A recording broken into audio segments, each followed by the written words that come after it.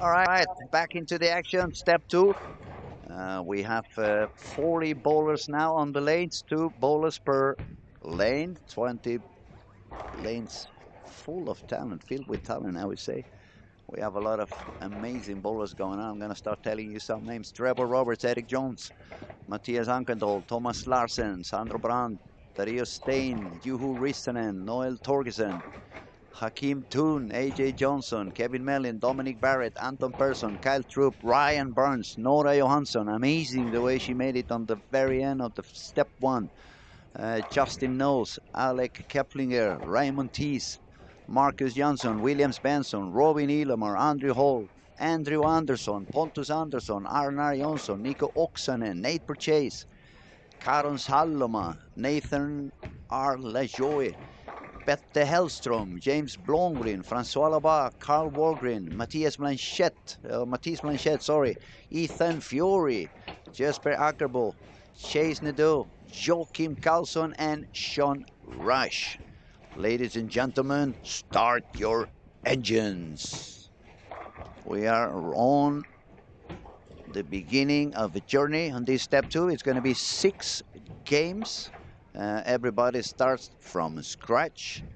Previous squad, top 15 advanced. It was Nora Johansson was 15th seated over there. Everyone who made it into the next step was bowling above 200 average. Things to mention if you didn't see the action, Arnar Jonsson was quite far away from the cat, but made a 300 game on game 4 to make it all the way to 42 over, and he managed to go into the next round. Now, if we have to do any predictions, I believe we should see again for sure a Bob par to make it into the next step and the next round. It's a lot of good bowlers over there, so I really don't dare telling you who's gonna go on, who's gonna get out. It's very difficult to predict. It's going to be a lot of things happening. It's going to be a little bit more of traffic than we saw on the previous squad. On step one, it was 3 bowlers on each pair. Now we are back to 4 bowlers on each pair. So the transition should be showing up a little bit sooner than it did on that first step on the finals. Also, now we are getting closer to the bigger money payments, so there should be a little bit more of pressure. People is looking to fill their pockets with a little bit more money, and that is also a factor sometimes.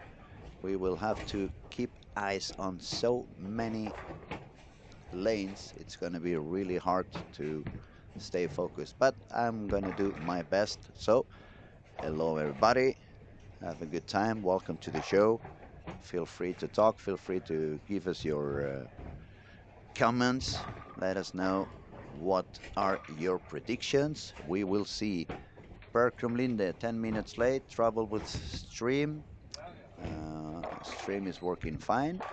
We just were oiling the lanes. It was not really sure it was going to happen, but we had time. It was quite a quick bowling on final step one. The lanes have been refreshed, fresh oil on the lanes. Then we have sealants probably, or they ran out of coffee. No, we still have a lot of coffee. There's a lot of Red Bull also that you can buy, some Coca-Cola. So caffeine is up to the roof. The bowling alley is now super packed. You have nowhere to sit if you are out there. Thanks to my charming boys, I'm sitting on the streaming booth, so I do have a chair, and I'm very pleased about it because it's going to be a very long day. Final step 2 is now at 10:50. 10:50. Step 3 is supposed to be at 14:40 European Central Time. Step 4 will begin at 4:30, so 4:30 p.m. 16:30. Semifinals, it should be at 19:30 tonight, and the finals at 8:30.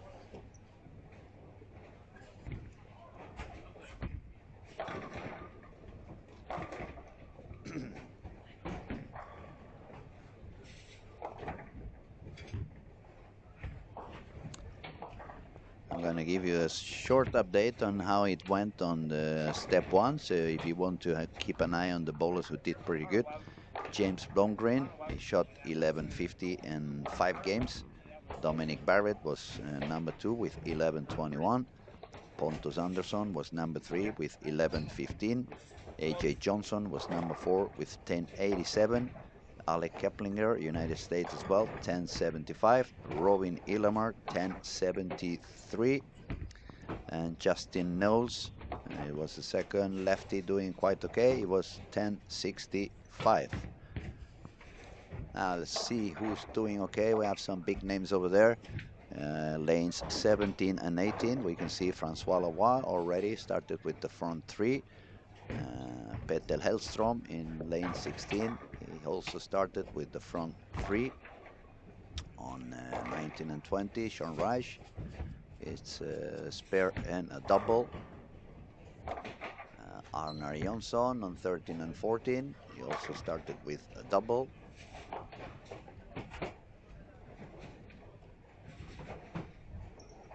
On 9 and 10, Raymond Thies, double and a spare. Marcus Johnson, he's also with a double, front 2. It's a lot of good bowlers out there at the moment. A lot of them. So it's not going to be easy to keep an eye on every single one. So 20 lanes, 5 cameras, 5 different channels you can choose from. It's going to be quite interesting to see what goes on. There you go, AJ Johnson strike on lane 5 for a spare and a double. Now I'm going to have my eyes on lane 7, Kyle Troop, 9 spare, 9 spare. Going into the lanes for frame number 3. And it's a good strike for Kyle. So 9 spare, 9 spare, and strike for Kyle. Also on 7 and 8 we find Nora Johansson. She started with 9 spare and strike. She did very good this morning. So we have to keep an eye on her. She's capable of doing a lot.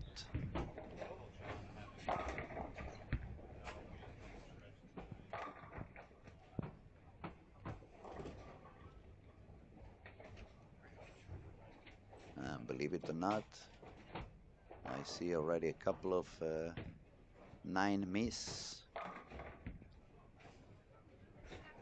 3 actually. I see 3 9 miss and we are on 3 frames only. Oh, and a ball in the corner. Oh, that's a lot of pins falling down for Matisse Blanchette on lane 17. The ball went into the corner, it missed a little bit out. It looked like he was going to get 3 pins, but then the pin started falling one on the another, and he left the 1 and the 5. That's not something you see very often. Now lane 13, Nico Oksanen, same thing. He missed outside. He took the 3 in the corner.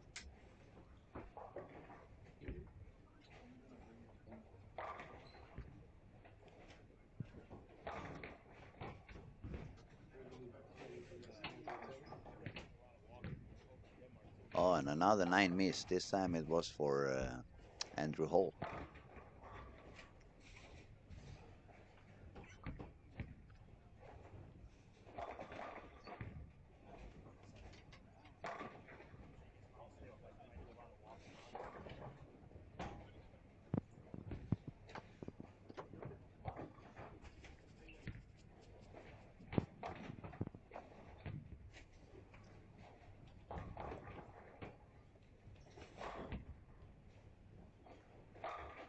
We actually have a small issue with the lane talk stats.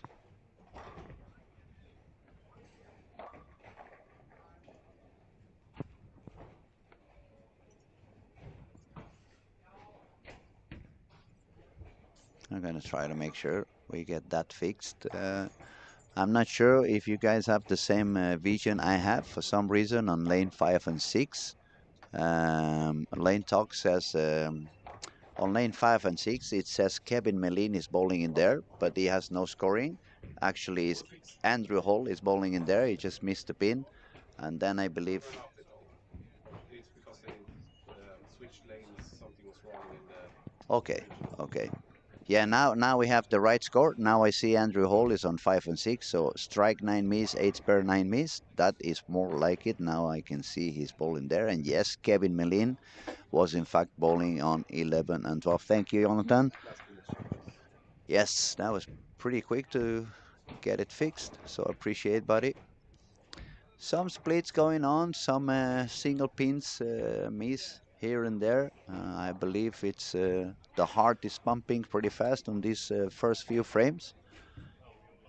Even the best bowlers in the planet, they need a couple of frames to adjust and get their feet back on the ground. We can see Ethan Fury on lane 7 and 18. Ethan has a strike split for a 7-1 and then 6 spare strike, and now he just left the 2 pin.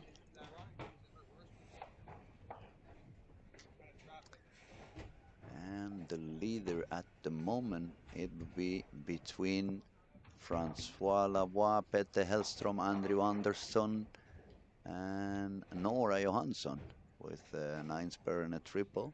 So she's on a scoring pace of a potential 290. She's the only girl alive at the moment. So we're gonna give her our best vibrations to see if she can go for one more round.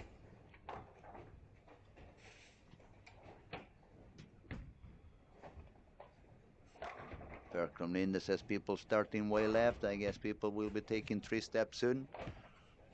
Yeah, it's probably they will be in front of the ball return pretty soon. That's true.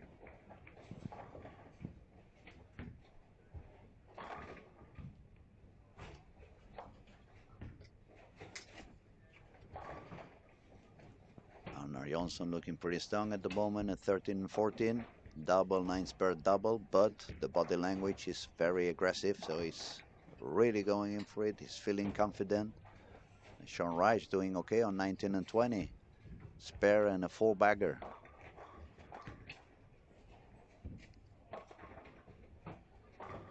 Also bowling on that pair, we have Jesper Agerbo. He was silver on the World Championships. I'm not sure what year it was. It was in Thailand. He lost his match against Walter Ray. It was when Walter Ray was the world champion.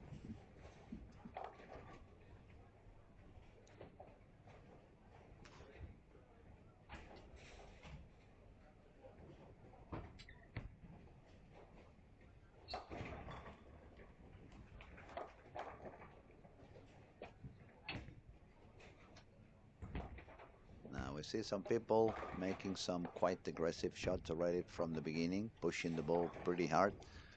Um, yeah, we know the lanes are quite reading quite early, but I'm not so sure you want to go that strong already from game one. Maybe it's a little bit of tension as well. That could be causing some small issues, making them overdue. That was a beautiful shot now for Ethan Fury on lane 17. I'm gonna put my eyes on lane 19 with Sean Reich. Oh, he missed a little bit in. He noticed as soon as he released the ball, he noticed it was a little bit out of the spot. And it was a big split for him. It's the 3-6 stand with the 4 and the 7. Now it's not impossible to take. If he makes a good attempt for that, he could take that spare. Oh, I see on the score it's a 4, so the 9 pin must be also in there. Then it becomes a little bit tougher. Now you really need to produce enough angle to make the ball take the 9 pin, but stay far enough to the right so you could actually make the 3 pin go to take the 4 and the 7. Let's keep an eye on that lane 19, see if Sean can manage to spare that one. He gives it a try. It takes only the 4 on the right. Oh, look at that! The pin came back from the back of the lane and it got the spare. Unbelievable. That was a lucky charm for him. Well, we're at the lucky Larsen, so what could we expect?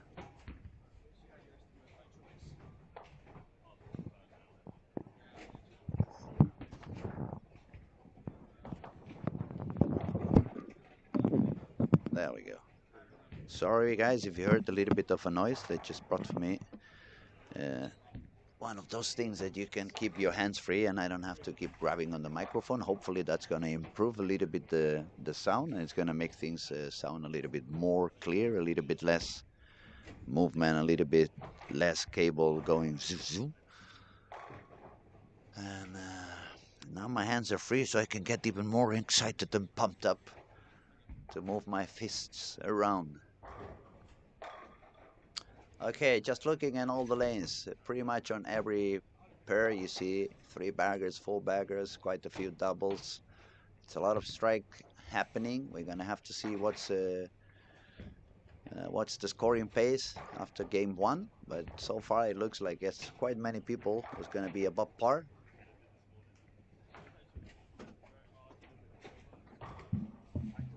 One of the biggest bowlers we have seen this week, Joachim Karlsson, into a little bit of issues on lane 19 and 20.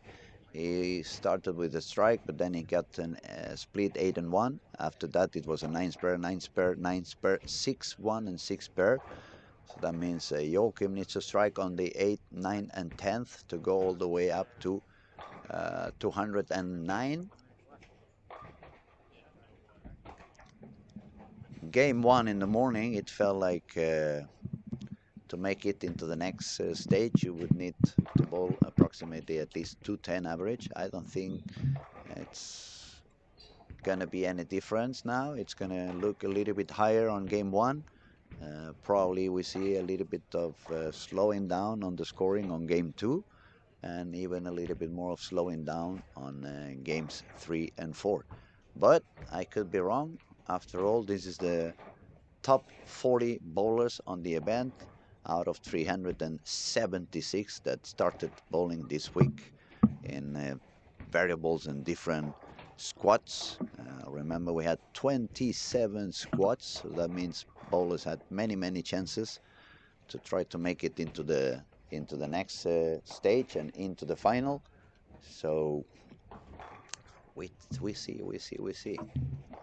There's a lot of things happening around. I see some people doing strikes over here and over there. Karon Saloma, Karon Saloma, 8 spare, 8 spare double, 9 spare double. Petter Hellstrom, 4 bagger, Francois Loba, a triple and a double, and 3 9 spares. Carl Wargren, double 9 spare triple, and another 9 spare. We have Sean Raj on lane 20 that he saved that spare. I don't even know how he did, but he did. We can see also Ethan Fury starting to warm up. Ethan started with a strike and a split of 7-1, then 6 spare, then a strike, then a 9 spare, and now he's got a triple, so he's looking pretty good.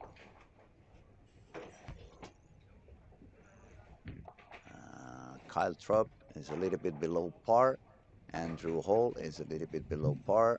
Hakim Tum from Malaysia is pretty much on par. No doubles for Hakim yet. AJ Johnson also has got a couple of doubles, just one open frame. Arnar Jonsson on lanes 13 and 14 with a couple of doubles. He has a strike already. He's going to look for another one.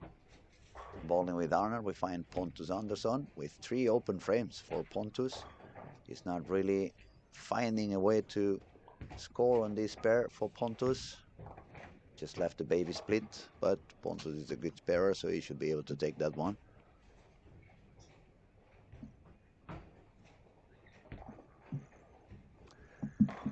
On lane 11 and 12, we find Andrew Anderson with 9 spare, 5 bagger, and 9 spare. So Andrew is doing pretty good. He's on the scoring pace of 239. If he strikes out, he's going to go all the way up to 269.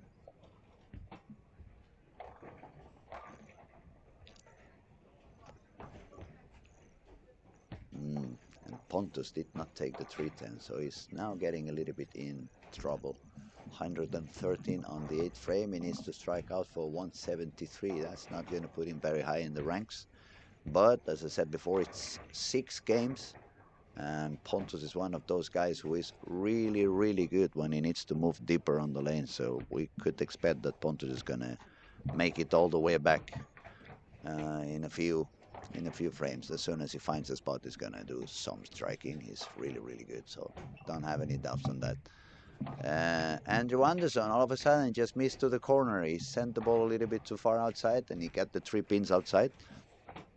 Andrew is bowling now on lane 11 and 12.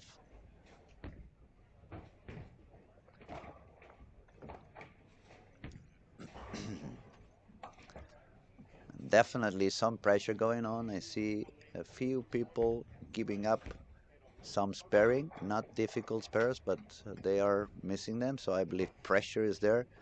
Um, maybe game two is going to be a little bit better than game one this time due to that specific mental factor, or it shouldn't be going any much lower than what we are having now on some of the bowlers. They probably will calm their nerves and start making better shots.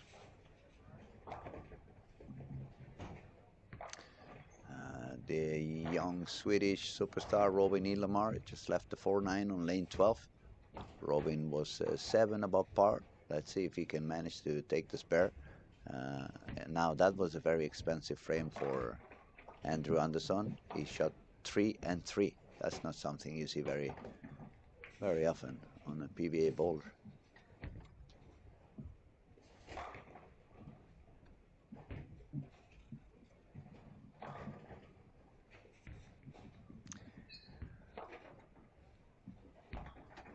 Okay, people on lanes 1 and 2. We find Trevor Roberts, we find Eric Jones, and there is also Matthias Ankedal and Thomas Larsen.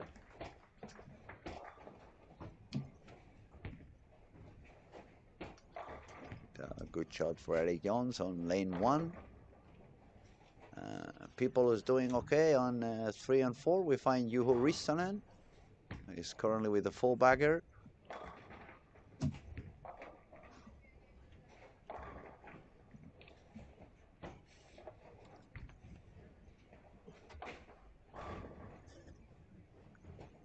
He just made it number 5.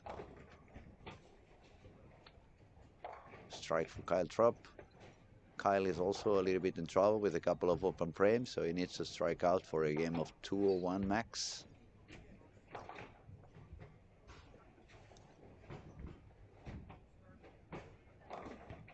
Lanes 13 and 14, we find Arner bowling pretty steady. 3 doubles for him: double 9 spur, double 7 spur, double 9 spur.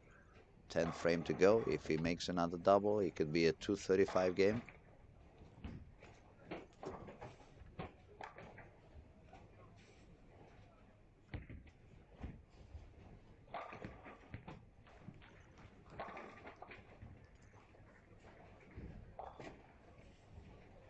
'17 and '18 is also on a high scoring pace. Matisse Blanchette was the one going a little bit smoother, only with 1 double, but he's going to double also now on the 10th. So Matisse Blanchette's going to go all the way up to 218. Francois Lavoie just made another strike on the 10th, so he can probably go all the way up to 236 with 1 more strike. And bowling with them, we have Ethan Fury, who can score 236 if he strikes out, and Carl Walgreen. He could go all the way up to 247.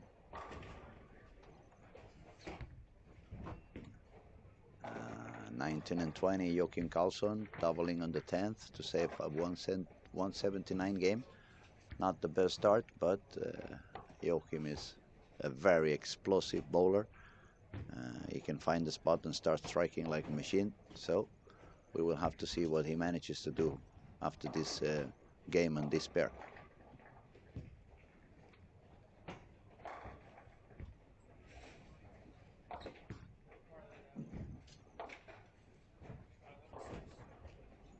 Good game for Francois Lavoie, 234. That's a good way to start the day. Now let's go back to lanes 7 and 8. Anton Persson is not looking good. He's going for a 170 game. More or less the same is happening to Kyle. Kyle is now making a shot on lane 7, 9th frame for Kyle. And he gets a big split over there. That's looking not good for Kyle. That's a potential 160 something, even if he doubles on the 10 frame. 5 games to go, so I wouldn't give up so much of my attention. He should try to keep going on. And lane 8, we have Ryan Barnes and Nora Johansson. So the two young, talented two-handed bowlers. Ryan's got a couple of doubles. He's going to get into the 10 frame. If Ryan strikes out, he's going to make a game of 239. And Nora is already with a four bagger and a triple. So if she strikes out, she's going to go all the way up to 267.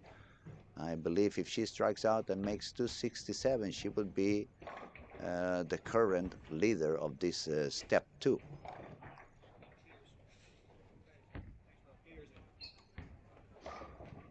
Anders McNahammer is asking, are there more or fewer starters than last year's competition? It was more people coming this year, and I believe it's going to be even more people coming next year. And then we have David Fanech, Andrew Hall. Okay, yes, all good now. Andrew Anderson, do well as well.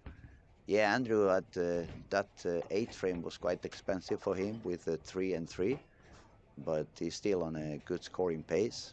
He was doing a lot of striking, so we could expect him to double also on the 10th and go for 230 something.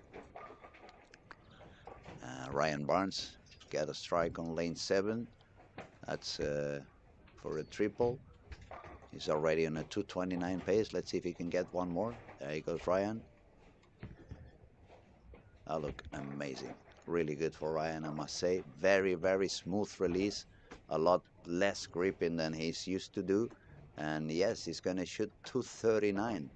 Amazing job for Ryan. And Juho Rissanen on lane 4 also on a very high scoring pace, 248. That's pretty good. And Noel Torgersen is now also on that 3 and 4 with a 4-bagger. Potential score of 239. But I'm going to put my eyes back on lanes 7 and 8. I'm going to see what Ryan does on his 12 frame, and especially I want to see what Nora manages to do on the 10 frame. She's doing really, really, really good at the moment. Okay, it was a change of ball for Ryan. He tried something else, probably trying to get some information for what he could do a little bit later on. 238 for Ryan Barnes. That's a very good start. Now let's put our attention back onto Nora. Before she's going to let Kyle go on lane 8. Kyle is on 139 after 9 frames. Needs a double to make a 160 something. Let's see what Kyle can do on lane 8.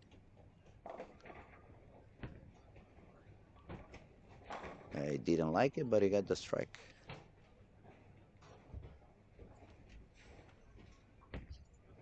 Okay, there goes Nora on lane 7.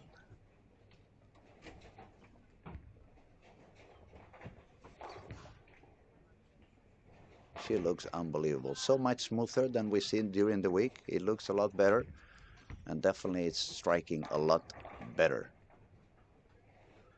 Okay, now it's time to say hello to one of my good buddies. He was spending some time with me on the streaming early in the week. We were both pretty far from being close to match what the cut into the final would be. Good morning, Mr. Robert Anderson. Welcome until, welcome back, buddy. It's good to have you here. Thank you so much. You have to excuse my voice, even though I haven't been talking so much here. I've been talking to a lot of people for a Out there. lot. I don't understand how you can have your voice still. I don't know. It must be the Red Bull doing miracles on my throat. Maybe tomorrow I'll be running, boys. There goes Nora again. Let's see if that holds. Yes, Yeah. that holds. 260 for Nora. She's going to be the squad leader.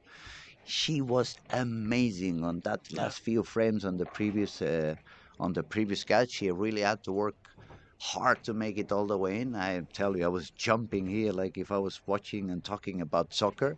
It was super exciting. I had a lot of fun, and I'm really, really pleased to see how good she's starting on this second final step. Yeah, we we had a pretty good block for the Swedish players last block. We had a few of them like James and Ilhammar who just went out and smashed it right away. Pontus did well. Now and Nora was struggling. Mm? And then in the last game she managed to get the cut like everyone else. And now actually everything reversed. Now all the other players are having a lot of problems Kind and of Nora, issues, yeah. yeah. So maybe the lanes are a little bit different. I think so. I think so. It looks like it's a little bit more. I think a little more skid, Mm? more three in the right corner, more. We saw a very expensive frame for Andrew Anderson after a few strikes. On frame 8, he had 3 and 3. Exactly the same as Nico Oksanen did a few frames A few before that. frames, right. So, game 1 is over. We will have our scores updated pretty soon. And I'm gonna let you know people who had quite a rough start. We can see Nico Oksanen 141. We can see Dario Stein 165. Pontus 150. Kevin Mellin 166. Joachim Karlsson 179, even with a double on the 10th frame. Anton Persson and Kyle Troop. What about Kyle? 157 as well. Anton is on 171. Matthias Ankerdal 176. William Svensson, another Team Sweden bowler, 171. Then we Dominic Barrett, no. 176. Nathan, 172. So it's like nothing in between. It's either 160, 170 or quite above par. Petter Hellstrom, I 241. was gonna say, and then Yeah. we have a 50 plus guy, Peter Hellström. Very, very strong Swedish player. And possibly the Swedish player with the most games per year competition. So He plays everything. he bowls everything. Yeah. Yeah. Then we have our local bowler, Carl Wargren, 236. That's a good start for Carl as well. Some PBA guys doing good. Francois Lavoie, 234. Sean Rush did okay. He recovered from a big split. 218 for Sean. Let me see who else is over there. 222 for Ethan Fury. 226 also for Marcus Jansson, son of Raymond. Yeah. That's a good game for him also. And the leader, Nora, 267. Impressive. The only girl alive, and she's going like, okay, you know what, boys? I'm gonna let you know. I'll let you know how it's done. We have a comment here. Says Johan Chevel. Last for Nora was an 8, not a 7. So we will have to check on that. See if instead of 267 it was 268. I guess people out there, they are really paying attention on that. Amen. Good luck, Toon Hakim, Ayman, Malaysia Bule, David Fennec. We said hello to you already. We have My Duke, Go Nora, Steve G. Hi, Luis. How many games do they play in Step 2? It's going to be 6 games on this Step 2. They all started from scratch. So do as much as you can. Now, let's see how is the score at the moment. Leading off the score, Nora Johansson, 264. Number 2, Juho Rissanen, Finland, 248. Number 3, Sweden, Petter Hellström, 241. Number 4, Ryan Burns, United States, 238.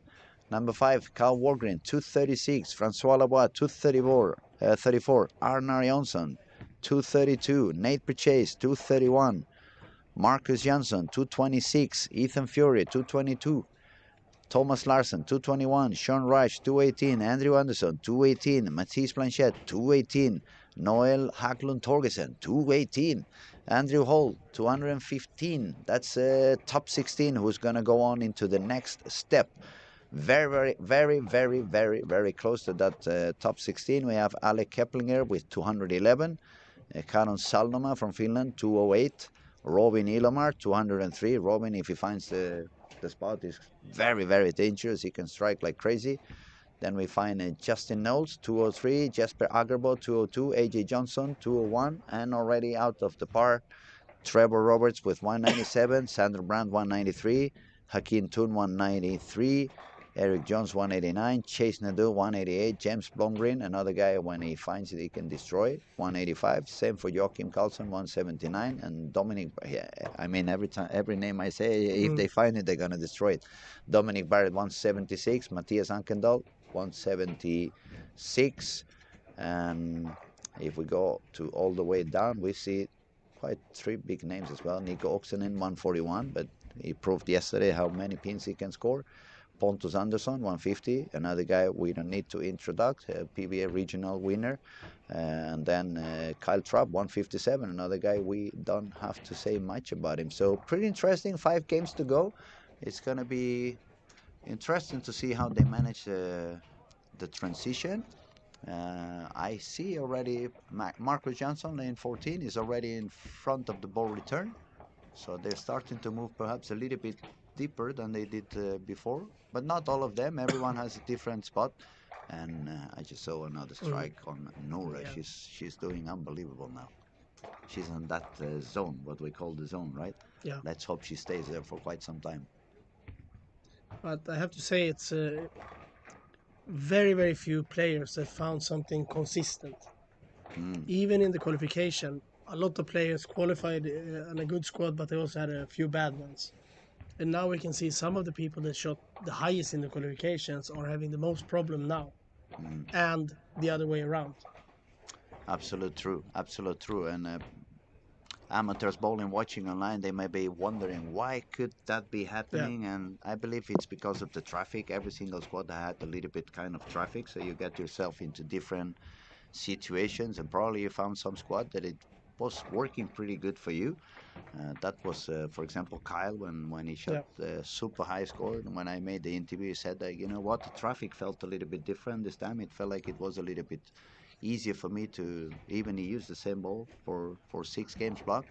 And as you very well said, there's some other people was doing very good and now is not finding the way to succeed. And all the way around, people that was struggling and needed so many squats to find a way into the final, now all of a sudden they are shining and shining. Nora is a good example of mm. that. Nora just made it into the final through the girls' gateway. She was struggling a little bit on the previous step, and now she's shining like the sun. And also we saw some really high scores last block. Very high, In especially the first 3 games. We had three yeah, three guys with 150 over and after that was three. very unusual. That was not something we have been witnessing during the week. Um, let's see some of the action. Ethan Fury now bowling on lane 1 and 2. Started with the front three. Let's say maybe he is the one with most consistent look, scoring wise. If you had to ask me, who do you think that was looking the best? I would have to say also Ethan Fury. He bowled consistently more than 100 over on the squats he bowled. And not only he did that, but he did it in different ways. So that proves how talented the guy is, how accurate the guy is, and how versatile he is. Yeah. A three bagger for Marcus Jansson.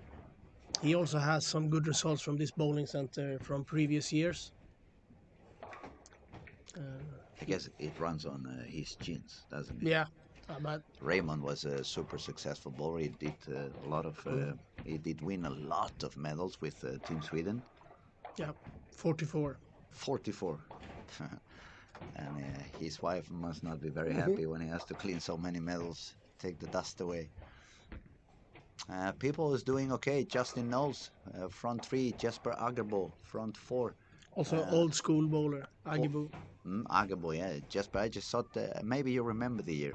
Jesper was a silver medal on, I'm not sure it was a World Cup or World World Championships Championship against 2010. Thailand, was it? Walter Ray, Bangkok. Against Walter Ray, yes. We bowled Um, on a fairly easy short pattern and a extremely difficult long pattern. mm, So in the end, Walter was lofting the right gutter on both lanes. He was playing them the same lofting the right gutter. on the long. How about that? That is not something you see very often. Jesper has also won the single world championship in Qatar later in 2015. One of the most successful bowlers in Denmark. For sure. Super consistent and a very, very long career. He actually finished second also in Aalborg International Tournament just a few months ago. Which is, So extremely long career, and he is there in the final. He's doing pretty good. yeah. So it proves that even old school can work and keep functioning for today's game. It's one of the players too. I would say that if the scoring pace goes down a little bit, he's more dangerous Yeah, he shines because he will all of a just sudden. keep hitting the pocket and picking up all his spares. Okay, there is a couple of bowlers who are really, really getting into some issues. Nico Oksanen and Pontus Andersson, they were pretty low on the scoring. Pontus was with 150 and Nico was with 141. And it's 4 frames in their games and 3 open frames on those 4. So they really need to find some solution, some way to survive. It's still many frames to go, still many games to go. And Pontus especially, I know when he bowls a little bit deeper, he's really good. So he needs to be patient and find a way to succeed. There goes Nora again. Fall down. Okay, that's a good carry. It was too deep in the pocket. It could have been a split. It's only the 4-7. Should take that spare and keep going. William Svensson has a rough start too on lane 8. Yeah, William is also with 3 open frames. 7 split 2, 7-2, and 9-0. And that is a little bit more how it looked during the week and during the qualifying round. Bowlers doing either very good or very bad, nothing in between.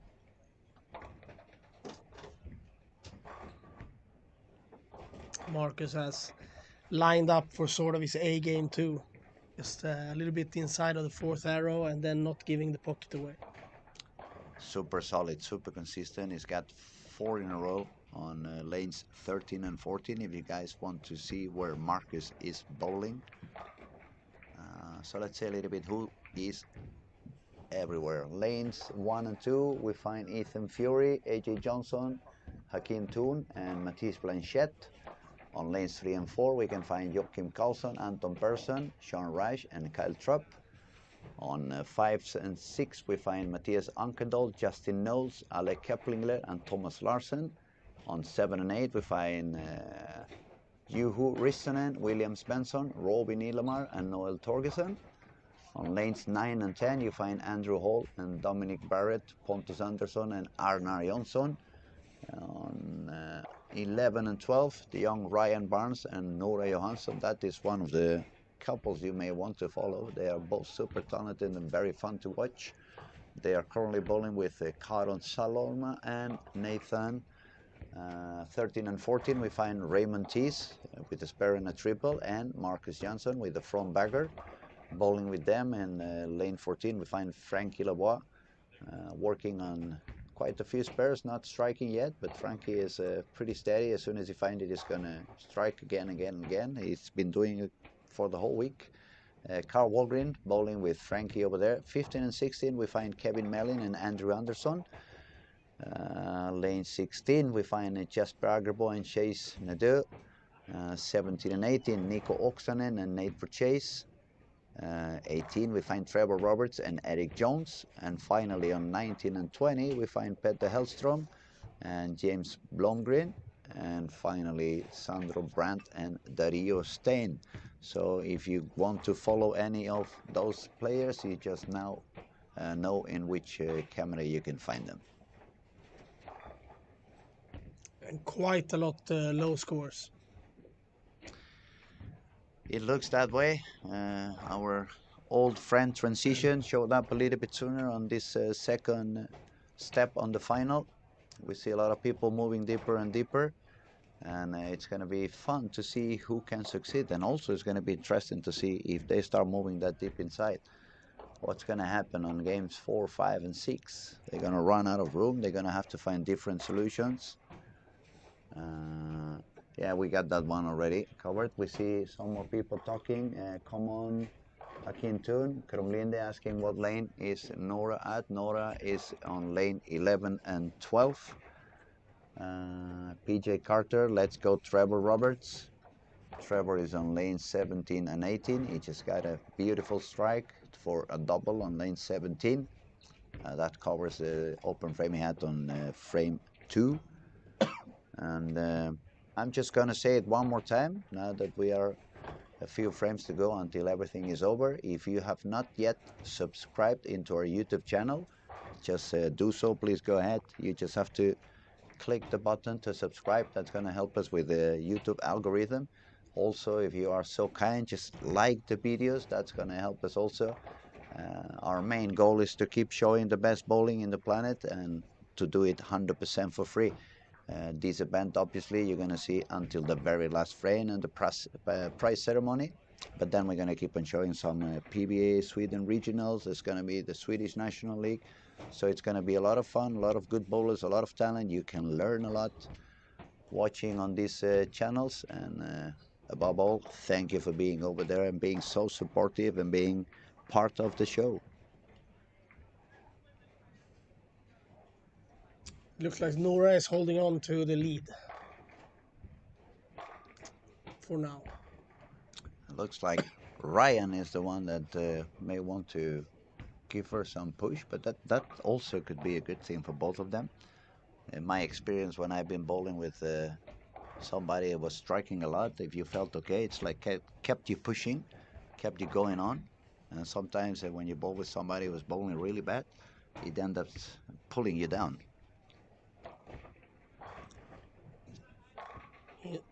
Also, if you have a good start in this tournament right now and you have a decent look, you might also just feel like, well, everyone else is digging themselves into a hole now, so I'm just going to I'm just gonna navigate, right? yeah, and Just wait seal. to see where the other guys are going, because there's quite a few people that's like 40 under this game. A lot of strikes for Raymond Tees and Marcus Jansson and 13 and 14. Quite a few strikes also on lane 16 for Jesper Akebo and Chase Nadeau. Okay game for Eric Jones with 3 spares and now a triple. Very good for Justin Knowles. Justin Knowles also on lane 6 with a triple spare and a double. Joachim Karlsson seems to be back on track, double and split, but now a 3-bagger is going for the 4th on lane 3. Let's see what Joachim does. That looked very good. A lot less hand than we were seeing on game 1. That's his thing, like he said. I solved the lanes by throwing it slow with no hand. Are you sure about that? He did very good. That shot was very, very solid. Another good 9 spare for Nora. She's only with a double, but she don't want to get herself into any troubles. Just keep going, and whenever you find a striking pace, just go for it again. It's also a bit important to know that it's not super important to be number 1 No, or number 12. no, you just want to make sure that Yeah. you go into the next stage. Then It's going to be very hard to get a really easy opponent wherever you're going to end up in the top 16 here. So absolutely. And there'll be a lane drawing, so it doesn't really Yeah. matter if you are in one position or another. That's not going to let you know which lane you're going to bowl on. Everything is done by draw. No. No? 116, 315. It's predetermined. No, but the lanes, I mean. No, it's predetermined. Okay, okay. Thank you, Daniel. So, yes, that's what's going to be. Number 1 seeded is going to bowl against number 16, number 2 against number 15, number 3, 14, and so on and on. All those things are already fixed. It's lovely we have such great stuff and people taking care, because I talk and talk and talk, but sometimes I need some correction. So thank you, Daniel. James got away with a. He needs a few strikes to get himself into the game now.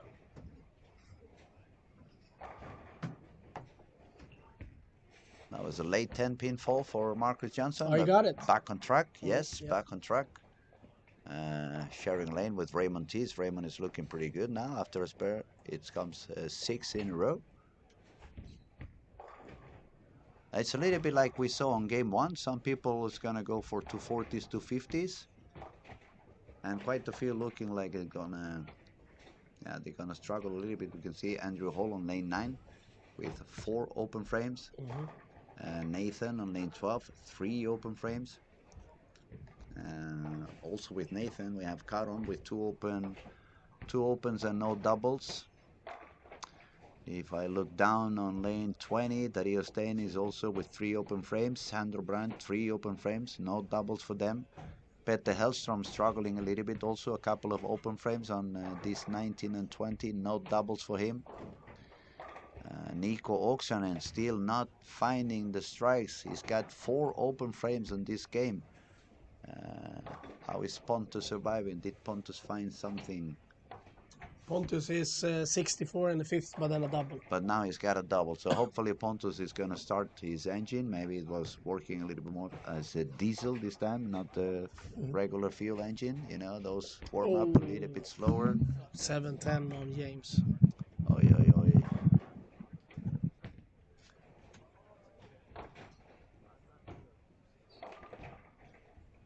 And another strike for Raymond Tees on lane 14 is looking pretty good. He didn't really like that match so much, but it looked good from here.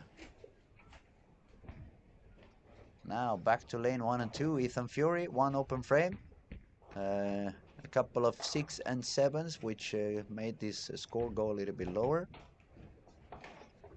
But he managed to take a double. If he strikes out, it's going to go still for quite a high game. It could go all the way to 240. There we go with Joachim on lane 3 now, after 5 in a row. Let's see how he does. Is it going to hold? Oh, it didn't hold, but he got the strike, so that was a very, very happy moment for him. And that was the 9th frame. That's going to give him a chance to carry on the 10th frame. He's got the chance to go all the way up to 266. That was a huge break. Let's watch on lane 5 now. We have Justin Knowles, triple 9s per triple. He goes for his 8th frame, excuse me. Let's see what he does. Oh, that was a little bit short in the pocket. It looked like it was gonna fall, but the pin's standing there. So triple 9s per triple. It should be a 9s per also for him on this one. Oh, it was an open frame for Nora. It's not good news for her. Ryan, on the other hand, keeps striking. He's got the 5 in a row on that lane, 11 and 12.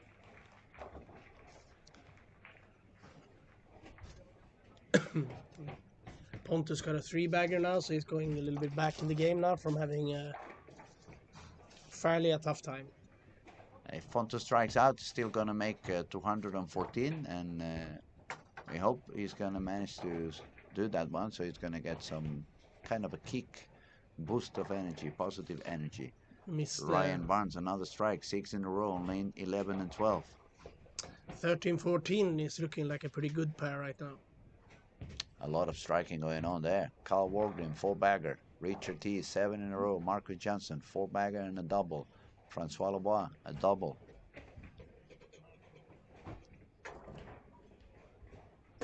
Compare that to 1920 right now. Ooh, 1920, that's really struggling over there. Sandro Brand, 115 on frame 9. Petter Hellstrom, 137 on frame 9. And Petter was number 3 after one game with 241. Well, he's going to be happy. He had some pins from game 1, but it's going to be expensive. Pontus changeable, yeah, he's using a red one now. He managed to make it the 4-bagger. It was a great strike also for Nura on the 8th frame. If she finds the way to strike out, it's going to be up to 219. Ryan Barnes just got his 7th strike in a row. He's on a scoring pace of 266. That would put him on the lead of the squad.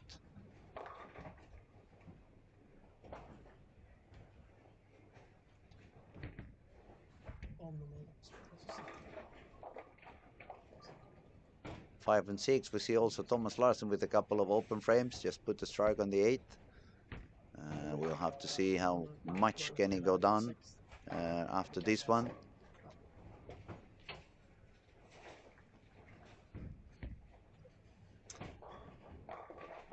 So even more opens now, 19 and 20. It's going to be a 160 high game on the pair.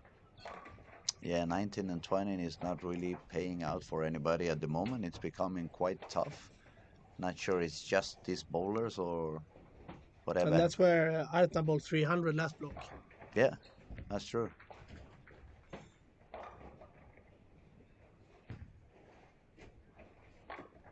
Pontus got another one, so he can really turn this around. There goes Joachim. Solid 10 for Joachim, but still going to be a good game. He's going to go all the way up to 240, and that is quite good. It feels like the cut is almost going to go down this game. There's too many really low games. After game one, the cut was 15 over, so we will keep an eye on that, see what the number is going to be after two. We have, as you say, Robert, it's some people going pretty low, but those who are striking, they are striking a lot. We have Marcus Johnson making another one on a scoring pace of 265 if he strikes out. Raymond Tees, 268 if he strikes out. Ryan Barnes, 266, shooting now on lane 12. Got another one on the 10th frame. He's working on his way for a 260. Joachim Karlsson takes the spare down, so it's going to be a 245 for him. Nora can get to 220 almost. 219 if she Oh, gets. she got the strike on the 9 as well. I didn't see that one. Happy for her. She keeps fighting. She doesn't give up. And that's the spirit. Pontus couldn't strike on the 10th, so he's going to drop down to 190. It looked a lot better now this last few frames. Let's see if he can carry on for the next 4 games with that better feeling he had on those few frames. Agebo is probably pretty disappointed with that result after 6 frames. Started with 4 bagger spare strike and ended 190. Oh, yeah, three open frames on the last 4 for Jesper, dropping down to 394. Petter Hellstrom also 157, dropped down to 398. James got a strike on the 10th frame, and he put his hands up in the air like saying, "Thank you, God, finally you let me strike on this one." Take it easy, James, you're gonna get out of that lane in just 1 frame. Okay, let's see what Raymond Tees can do on lane 14. He nailed it. He really liked the shot as soon as the ball was out of his hand. He's already on 258. Now Ryan Barnes on lane 12. He's doing 500. 504. 504, 266 for Ryan Barnes. Now this kid, I don't know if he can play basketball as good as he says. I'm pretty sure I'm going to kick his ass as I told to him, but it definitely can bowl. For sure. For sure.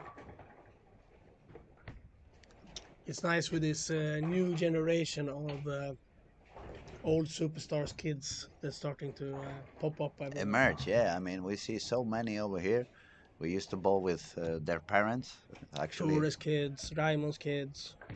Actually, I shouldn't say I was bowling with their parents. I should say I was getting beaten by their parents.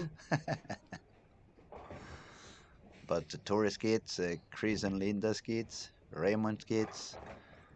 My.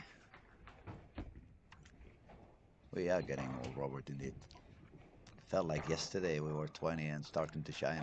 Look at another strike for Nora. That's very good strike on the 10th. Fighting to save that game and make it even a good game after all. She's already on the 200s, which is very good news. Let's see if she can get the strike on the 11th for a max of 219.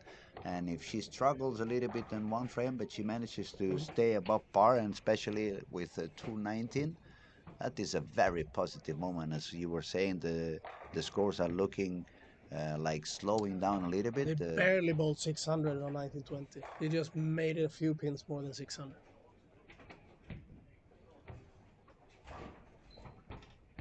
.603. On the previous squad, you mean? On the No, last no, 3? here on this game, 1920. Oh, 19 and 20. Oh, 150 average for the taking the 4 bowlers. Yeah, 157, 166, 134, 146. Not a funny pair. Not what I wanted to go. Nico Oxen, and also struggling a lot. He's got a total score of 290 after 2 games. He shot 9 pins more yesterday in just 1 game. Nico is a very talented bowler. He can really strike a lot. It's not fun when you see this kind of things, but also it's not that he has been missing spares. He's got 1, 2, 3, 4 splits in this game. Andrew Anderson down on lane 15 and 16. Double on the 10th, triple on the 11th to go for a game of around 215. That's going to put him with 30 above par. Chase Nadeau doing a good game with 234. That's going to put him on 422. Raymond Oof. Tees after 268 managed to go all the way up to 39 over. Raymond was a little bit lower after game one. Raymond had a score of 171, so nice recovery for Raymond over there. Nora got another strike, so 83. that's very good on Nora. Marcus Johnson just left The 9 pin, stone 9 pin to get to 40. but still is a very high game. He's going to go all the way to 470, 70 over par. That's a very good score.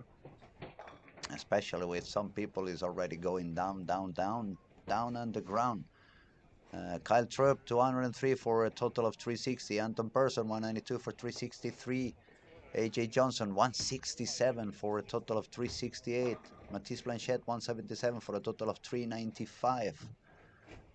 We see Matthias Ankendahl 357. William Benson, he needs to triple for a 170 game. And a total max of 360. That's quite low as well. Andrew Holt 385. Dominic Barrett 382. Pontus Anderson 337. Matthias, no, sorry, Nathan 336. Kevin Mellin 332. Anton Persson 363. Dario Stein 311. Sander Brandt 327. Okay, it's 40 boulders, and it looks like there's going to be a big split in between them.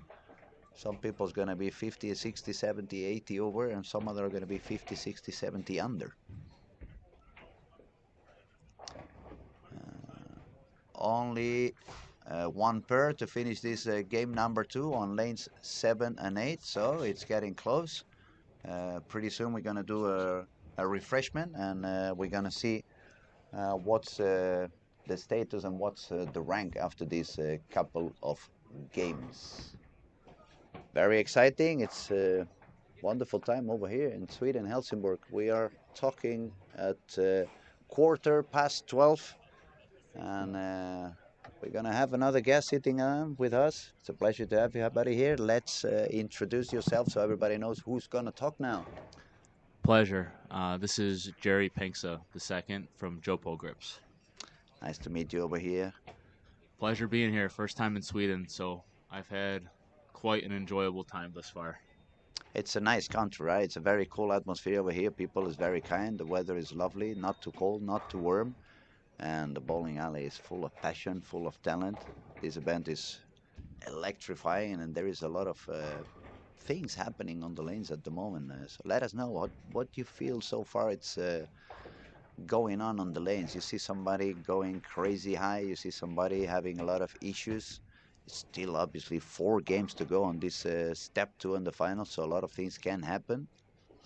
Yeah, no, absolutely. I mean, I tried it myself earlier this week, and it is probably the most difficult pattern I've seen in my life, and my scores showed. But there's definitely some people that have dominated thus far today. Nora looks absolutely fantastic with that 260 start, correct? And what about Ryan? Ryan is also doing really, really good. He's bowling with very little hand. It's just letting the ball advance on the lane, just trying to be consistent, but not. It's not so much about power. And this particular event is a little bit more of consistency and letting the ball do the job for you. And those who are managing to do that, they seem to be succeeding even more than some other super talented bowlers that are using a little bit more of power. Absolutely. It's definitely the consistency that will put you on top in this tournament. Um, it seems like urethane has kind of been taken away from it, which you don't really see much in the States. Usually, urethane is consistent over there, where I feel like it is more of how you can maintain the pocket, create less penalty when it comes to splitting, and just making your spares. Well, it must be, as you said, the first time you come over here in Sweden. It's not usually like that. I said already on the stream, and there's some, especially on the younger generation, there is some people that I believe they go to bed with their urethane balls. I mean, they keep them everywhere, and uh, and it's necessary for them to learn to do some new things. Uh, in my eyes, Jesper Svensson, for example, there is only one in the planet. So you need to learn to do more things. You need to be able to use every ball in your back. And well, Jesper is also an example of that. We happen to see him very often on the TV shows using the IQ 78, but I know he can bowl any ball, and maybe that's one of the things that gives the kids the wrong impression. That when they see the tour, they only see what's going on the TV shows, but they don't really see what goes on during the week when they bowl those 50 games before they get into the TV show. But it's wonderful to have one of these patterns that definitely is not urethane friendly. It's not really what these kids are used to do over and over now in Europe. It's very common to just bowl with urethane and give a lot of surface and just give it even more speed and go stronger. This one is a lot more old school style, letting the ball do the job instead. So actually, we are having a lot of fun. It's a lot of people also on the broadcast talking on YouTube and making questions and trying to understand what goes on.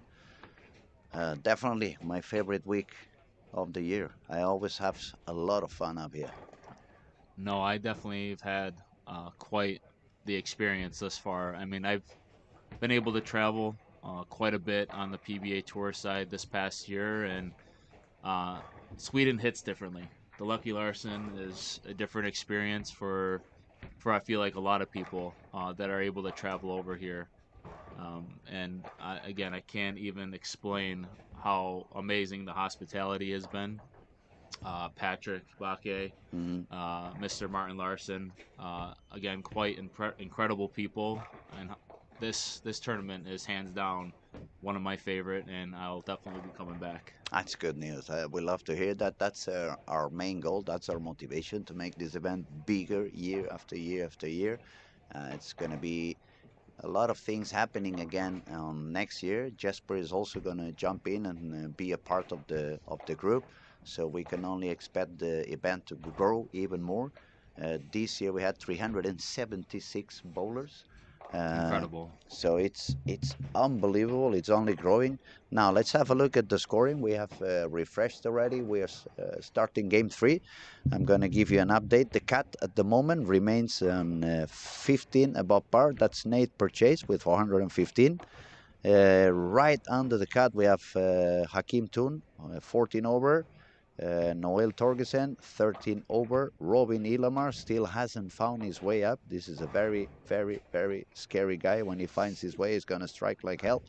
He's on 403, and Sean Rice 402. That makes it 20 bowlers still above par on this squad. But now let's go all the way to the top. Number one, Ryan Barnes, 504. What about that?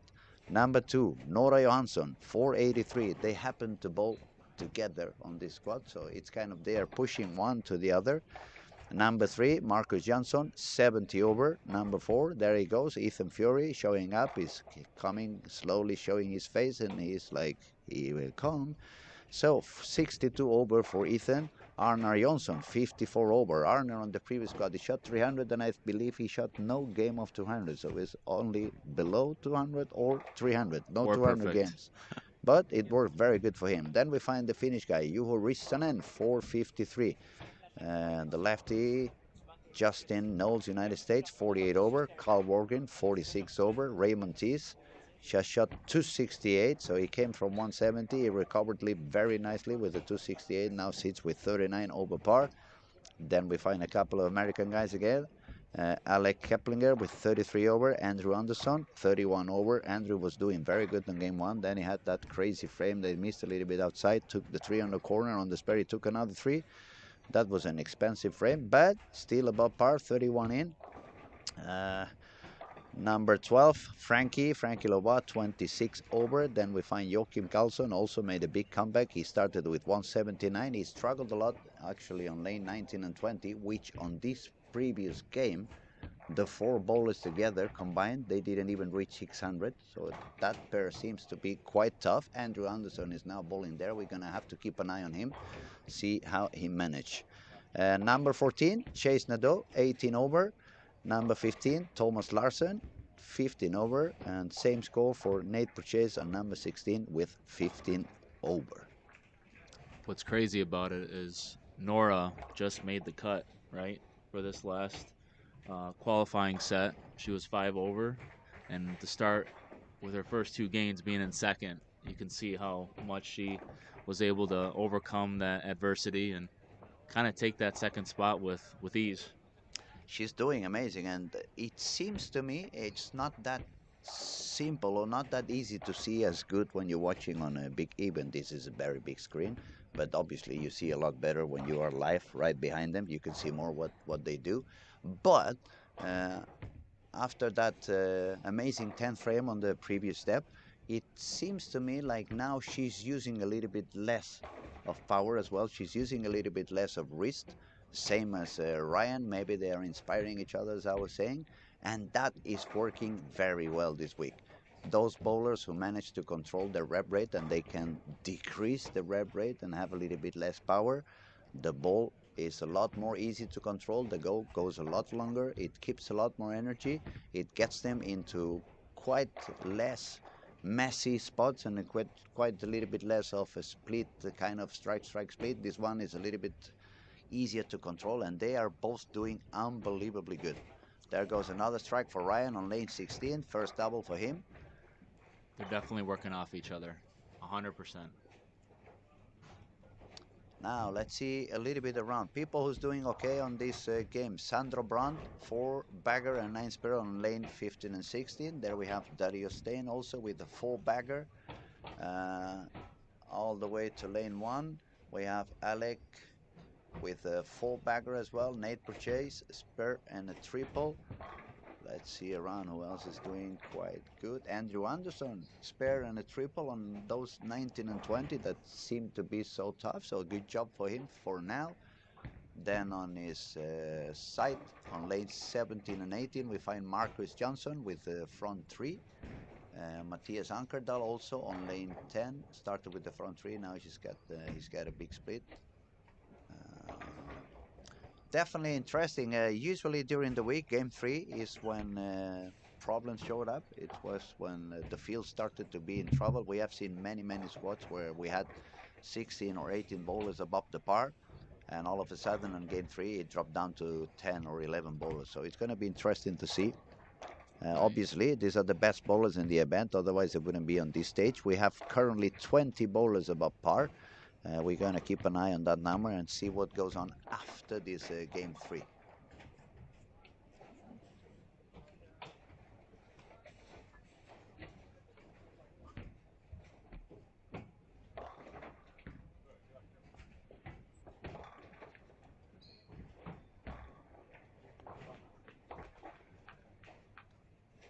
Oh, definitely someone is not feeling good this morning. That is Nico Oksanen.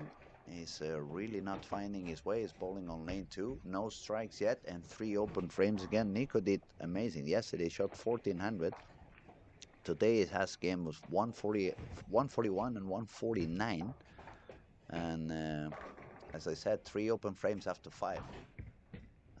Somebody who was also not finding really his spot on lane 3 is Robin Ilamar.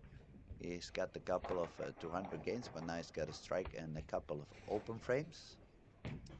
Yeah, I think the transition here is happening like you mentioned, and to not be on top of it, this pattern really shows how if you are not, you will not be scoring well whatsoever. And it seems to happen pretty quickly, pretty much out of nowhere. Let's, for example, have a look in lane 5 and 6. If we look at the score, Matisse Blanchette and Ethan Fury. Matisse started with a spare and a strike, Ethan Fury with a double, but then on frame 3, both of them got 5 and 1. Maximum penalty, always, on this pattern. It's if you miss by a little, it means you're missing by a lot. How many balls have we seen in the corner during this week? Way too many. Way too many 3 counts, I feel like. Some even in the gutter. Yes. That was pretty close to getting a messenger for Ryan Barnes. He got the 10 pin, but is doing okay. 9 spare, strike spare, double, and 9. Norway just got the 2, 4, 10 on the previous shot. Only took 2, but she's only 3 pins on the par. And she's doing quite okay. And previous game was the same. She had one split in the middle, but then she managed to find a way to keep striking and go all the way for 219. Let's see what she can do on this particular moment. Another open frame for Nico on lane 1. Late 10 for Ethan Fury on lane 6, but he got the strike. And definitely transition is knocking on the door again. I see more splits than we have seen on the previous 2 games. Now the changes are really happening. People will really need to open their eyes, stay awake, stay focused. Don't be coward. On the contrary, be brave. You have to make a big move. Just do it. Don't stay on that zone that isn't working anymore. Andrew looking pretty solid on 19 and 20. That was a beautiful strike on lane 19 for Andrew Anderson. Spare triple, spare strike. Who's still doing okay? We have Alec on lane 1. 5 to start, so front 5 for Alec on lane 1 and 2. Front 4 on lane 17 and 18 for Marcus Johnson. Marcus is sitting on the position number 3 now with 70 over. So that is pretty good news for him. There's definitely not a lot of strikes going on. Not many at all. 1 or 2 people. That's about it. A few. It's slowing down a little bit, so we're going to have to keep an eye at the end of this game 3 to see if the score is going up or going down. Definitely it looks like it's going down. Currently the cut is 15 over. That's like 207.5 average. So we could estimate that probably the cut, 6 games, more traffic, it still should be above par. But we will have to see. Probably what we see is a little bit like we saw in the previous squad, that there will be 3 or 4 bowlers that are going to be far up in the stats and in the score, high average. But then we're going to see a bunch of bowlers, probably about 6 to 8 bowlers that are going to be very close. It could be maybe 8 bowlers on a very short distance of 20-25 pins. So that means until the very last frame you could be still alive, or you could just be out of the map. That was a bad shot for Marcus Johnson on lane 19, but he gets to Brooklyn, and that is important also. You want to strike, but you want to stay lucky. It's called a lucky Larsen for a reason, correct? I need a second.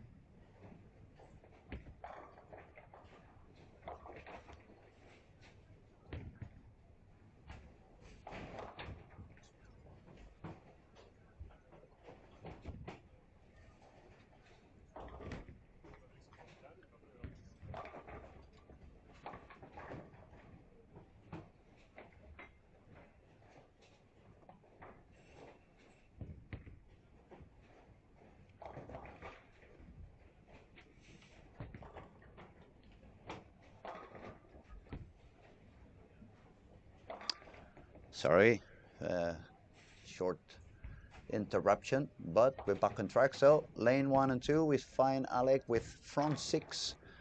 Marcus Johnson front 5 on 17 and 18. Dario Stein on 15 and 16, looking good. 4-bagger, couple of spares. Sandro Brandt, same thing. 4-bagger, couple of spares. And if we go back to 9 and 10, Carl Walgreen, the local guy. Spare and 4-bagger. Where were Nora and Ryan? I lost them all of a sudden. Yes, thank you. Over here, 15 and 16, Ryan Barnes with a double. Nora Johansson had an open frame, but she just made the double to come back into the right spot.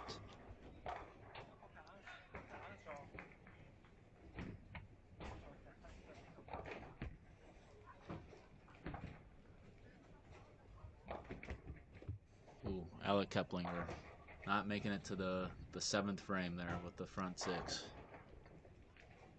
Still is a good score for him. He wasn't that far, I believe. Let me see. It was Alec. He was already top 10, 33 over for him. So it's keeping his scoring pace up. That's good news for him.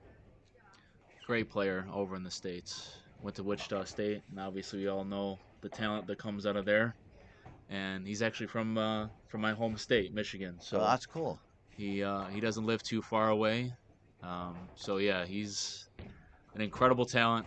A local guy, obviously, from me, but I'm gonna say he's gonna do some great things. He's already made a few television shows in the PBA tour, and I believe that win's coming around the corner sooner or later.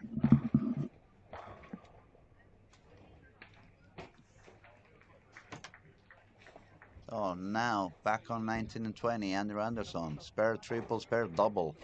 Good news for him. Sorry, not Raymond. Marcus Johnson. Raymond was his father. That's why I went into Raymond. Marcus Johnson. This one was a lot better. The previous shot it was a bad shot. He got a Brooklyn. This one was a lot good. It was in the pocket, but the 7-pin did not want to fall. Um, but also a pretty steady pace for Marcus. 70 over after two. 5 bagger, 9 spare. That is really a good game going on for him as well. Now Ryan put the strike on the 8. Now let's see what Nora does on lane 15. Ooh, not good. She missed a little bit in. You could see the body was a little bit out of position, but the outcome was really, really ugly for her. It's a 5 split, but it's doable. She can do that spare. Let's see if she can get it.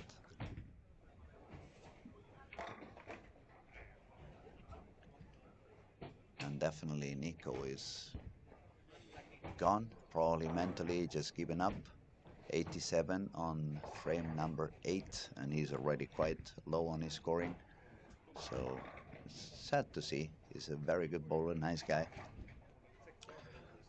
It is sad to see when it comes to you make it all this way, you grind all through those games, and you finally get to the place that you feel like you are gonna probably do well enough to get to that next spot, and unfortunately, it just that mental game, that physical game, when it starts going wrong, it starts going downward It pretty quick. happens. It happens. We are human, and that's the way the brain works sometimes. You have given up so much energy that then it's like, okay, I gave all I had, and now let me just breathe, make it end as sooner the sooner the better. We have some people talking over here. We have Pierre. He's been connecting quite often. He says, "Good morning. You make me wake up early." He's texting from Canada, I believe it was. Right. It's a 6 hour time difference in the states over there, at least the Eastern time zone. So Still pretty early. 6:30 in the morning over there. What a better way to wake up than wake up and see some good bowlers in action, right? Absolutely. You can have your cup of coffee laying down in the sofa, connected to YouTube, and enjoy how many strikes some of these guys are producing. Not only how many strikes they produce, but in such a difficult pattern and in a difficult transition. It's a lot of traffic on the lanes. They are pretty deep inside. We are in the middle of game 3, and they are already in front of the ball return. Some of them they were already in front of the ball return on game 2. There goes Ryan on lane 16. A bit short. Leaves the 2-8. Okay, they slow down a little bit, both Ryan and Nora, but we couldn't expect them to bowl 250 average all the way down. I mean, you could even see that from Mr. Kyle Troop this morning when the last squad of yesterday, correct? It was for qualifying. He averaged 247, I think it was. Yeah, Something close to that. that was insane. And then he starts off today with, I think, a 160 game. So I can only compare this to a U.S. Open Yeah, like situation where it is very touchy. You miss, it's not going to go well for you. And it seems like he's still struggling as of right now. So, not off to the greatest start, but again, one of the best in the world for a reason. So I'm sure he'll get back to it with these next few games that are out there. it's still another 3 games to go, so it's still plenty of time, as we said before. It may feel like they are far from the cut, but the cut of, after all, it probably going to stay somewhere around. Maybe if we go high, maybe 205 average, that would be 30 over par. And these guys have the potential to really, really, really go high for a couple of games and jump back from 100 pins down. So it's a long way to go. Jamie Snap says Kyle's back is bothering him badly from yesterday. Uh, it was an issue for him already yesterday. He said he had some pains, but actually that helped him bowl a little bit smoother and walk a little bit slower. So let's see how it goes for him during the day.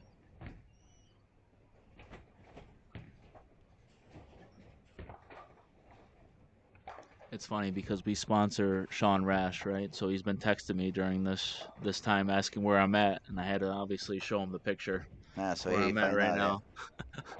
But if he needs something, you need to step out. Don't worry at all. I can carry on for a little while. You can always make it back into the room as soon as you have some free time. Feel free to go. You don't have to be obligated, and especially when you're representing a brand. I know you guys need you. We thank you so much for your time and for your cooperation. And as I just said, if you have the time to come back, it will be such an honor and a pleasure to have you back here. No, absolutely. And I think I'll stick around for a second or two. Nothing too crazy. Nothing too crazy. That's lovely No. then. It's good. Yep. Good. Yep. He's just asking where I'm at. He's been my travel buddy this Mm. entire time. So, me being the first time in Sweden, he's been showing me the ropes a little bit. Okay, so he was more making sure that you were doing okay, not that he needed something. That's good. Nice of Yeah. him. Nice of him. Exactly. It's just the way he is. He's always he's been keeping tabs on me in a good way. He's basically been my dad the entire time. That's lovely. I'm going to keep my eyes for a second on lane 19 and 20. It was pretty tough for many bowlers. It has been tough also for Kevin Melin. He shot 150 over there. But we see other people doing okay. We have Anton Persson who's going to survive that pair with a game of 218. And we see now Andrew Anderson stepping on lane 19. He's looking for a couple of strikes that would put him on a 240 pace on that. That's a good shot. Oh, Oh, solid 10, solid 10. But that should be an easy spare for him. That's a 227. And since that pair felt like he was becoming quite tricky, he should be getting off that lane pretty happy.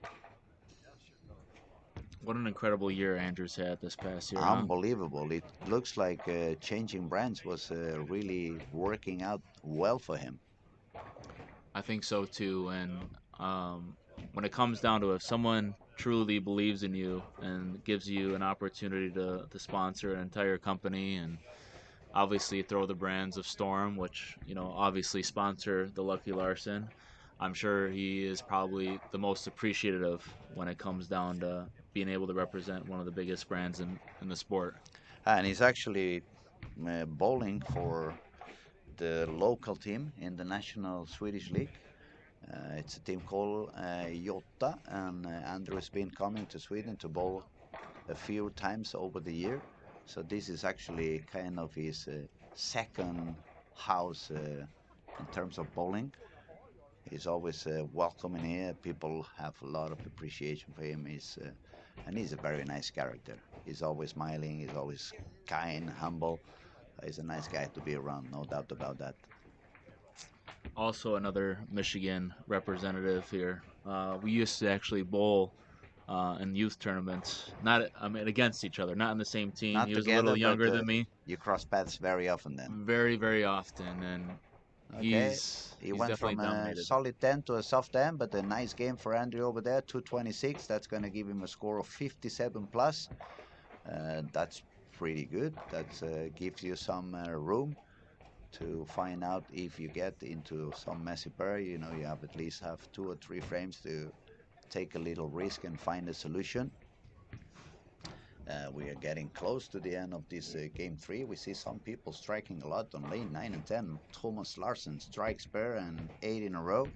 If he strikes out, he's going to go for a game of 280. And Thomas Larsen was sitting on 15th position with 15 over.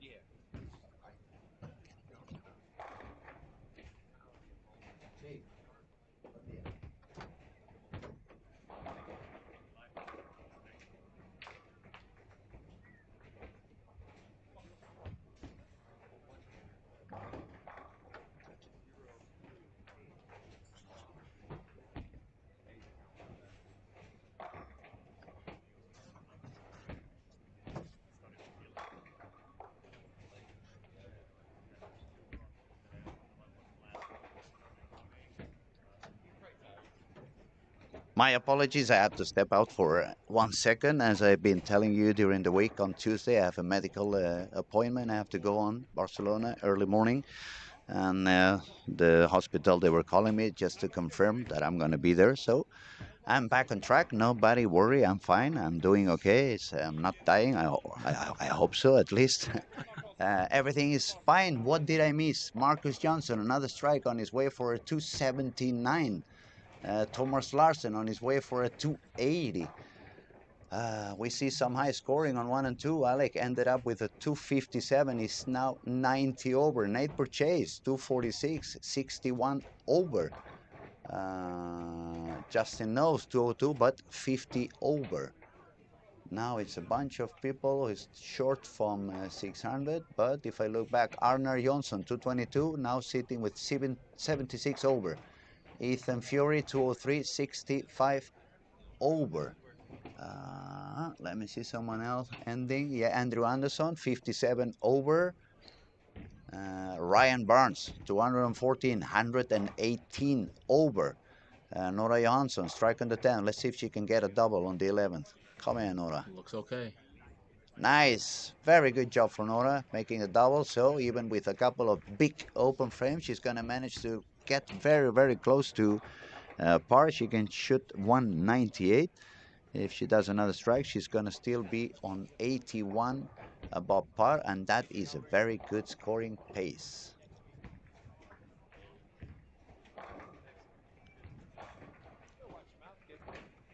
It's crazy. It's either a lot of strikes or a lot of splits.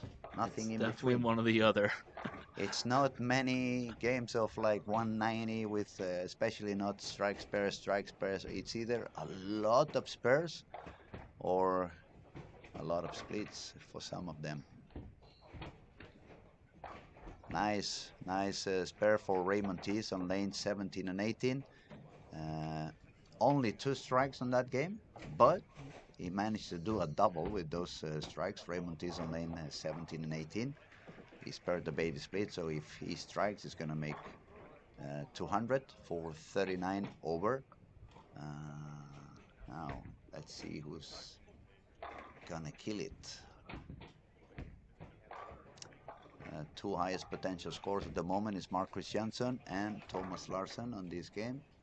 Marcus can bolt 279, Thomas can bolt 280. Both of them are about to bolt the 10th frame. So we will have to see what do they do.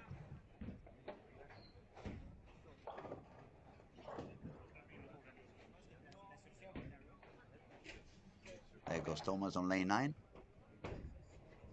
And he nails it again. He's really on fire. Storm guy. Thomas Larsen from Denmark. 9 spare. Strike 9 spare. 9 in a row. Working on the way to 280. That's going to put him on 95 over par, and that would feel pretty comfortable for him with just 3 games to go. That was 10 back. That was a no doubter. Now, Marcus, lane 17. Not a good shot for him. You got a big split over there, 6-7, so it's going to drop down to 240 something, but Marcus is pretty high on the scores. He was 70 after 2, so he's going to go all the way to 100 and something over. He could actually be the new leader on the squad, depending on the small counting. No, it's not going to be the leader because Ryan is already with 118 over, but he's probably going to sit on the second position.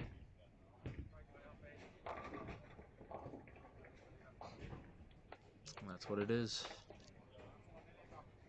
Very good game for him anyway. 245. That's pretty solid. I mean, if you keep going that way, you're going to be happy by the end of the day. Now, this is going to be quite an interesting game now on lane 19 and 20. Ryan Burns, the leader, and Nora Johansson, 81 over for Nora, 180 for Ryan. They are bowling on lanes 19 and 20. Andrew Anderson just proved that you can come out of that lane with an okay scoring. Ryan make it look like nothing happens. Just another lane. I'm going to keep on doing strikes. Sean Rash with the double in the 10th to get to 230. That was 239 if he strikes out. and he can go all the way up to 41 over with one more strike. So that's a good score for Sean as well. Sean was a little bit short into the cut. Top 16 going to the next step. Sean was sitting on 20th position, only 13 pins short to the cut, and with this high game now, he's going to jump quite a few spots up. Just a few people not done yet with their game, so we will have a proper ranking as soon as we can refresh the scores for everyone on the lanes. There was another strike for Sean, 239, 641 for him. Looking good. Thomas Larsen, 269, so 84 plus for him. Good job. Also on that pair, we see Carl Walgren, the guy from Helsingborg, is 225 and 71 over. We have a Finnish guy on lane 11 and 12. He shot Juhu. He shot 188, but still 41 over par. That's pretty good for him. Jesper Agrebo managed to do 211 after a couple of open frames, so 5 over par, and that could be more or less the area where the cut will be after 3 games. Okay, we see Sealands. Always a pleasure to watch Sean Rush bowl. I agree with you. And then we have Roronoa CY. Ryan is killing it. Yes, he is. Starting off with the first one there on 19 and 20. We'll see how this one goes, but I think he's keeping pretty good pace with everything that's going on. Yes, and I see Jennifer, she asked what's the bottom line right now at 16th place. It was 15 over after 2 games. We will refresh the scores pretty soon and let you know what's the cut after 3. It's only one bowler, 2 bowlers still have to end their previous game, which is Chase on 11 and 12 and Noel Torgersen, who managed to do quite a few strikes for a 220 game and put himself above par. Noel was also 2 pins short to the cut with 13 over. Now this game of 220 should make him go a little bit higher on the rankings, but as I said, we're gonna wait a couple of minutes until we can refresh all the scores, and we will let you know with absolute precision.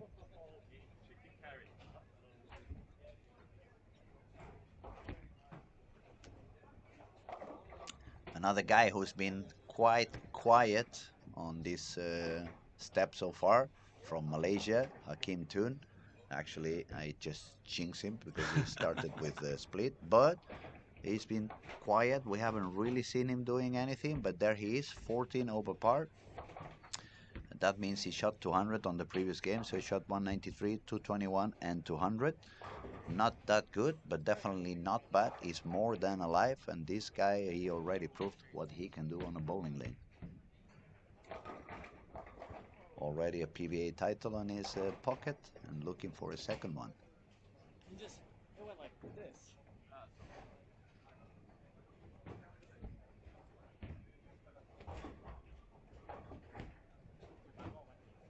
19 and 20. Let's see what will happen there. We have Nora with a 5-2 on frame 1. And now we have Ryan with a 4-6 on lane 19. Probably was not the best shot. But, and Nora is having small issues with the approach. It's second time I see her getting a little bit stuck on there.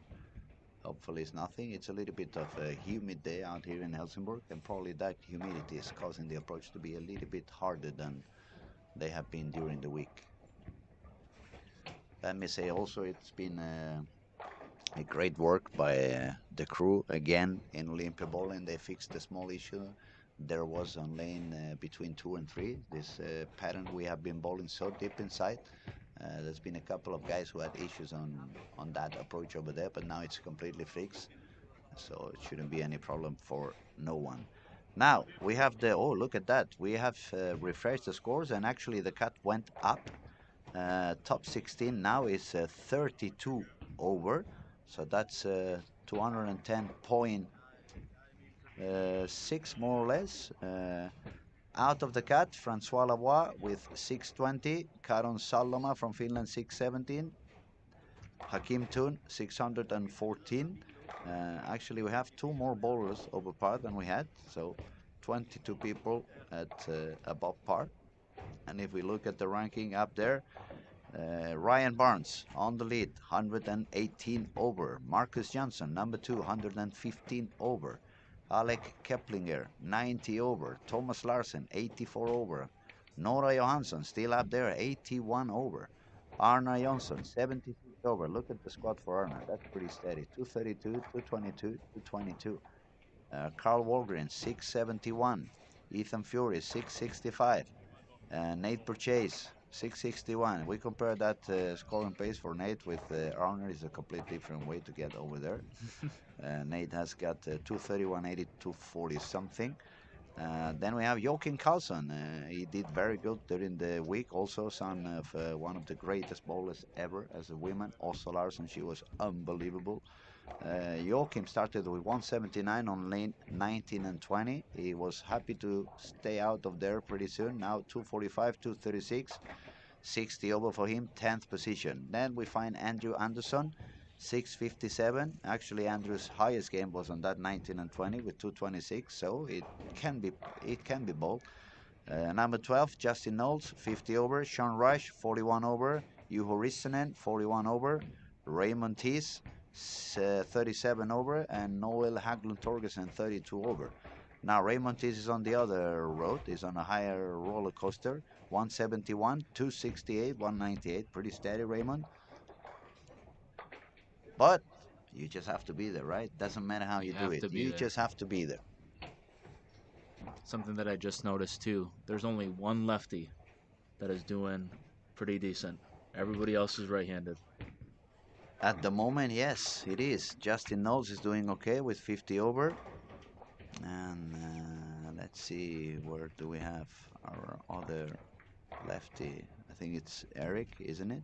Eric Jones and then James Blomgren. And James Blomgren, that's true. James started with 185, 166. Now it's 205. So James is 70, 54, and 30, 80 pins behind the cut, more or less, and 3 pins more for Eric. We will see if some more lefties make it into the next stage. Actually, it's going to be 16 bowlers, so if it was 2 lefties, it would be a little bit more than 10%. Yesterday we were checking out on the numbers. It was 40 lefties on the whole event out of 376 bowlers, so more or less is that 10%.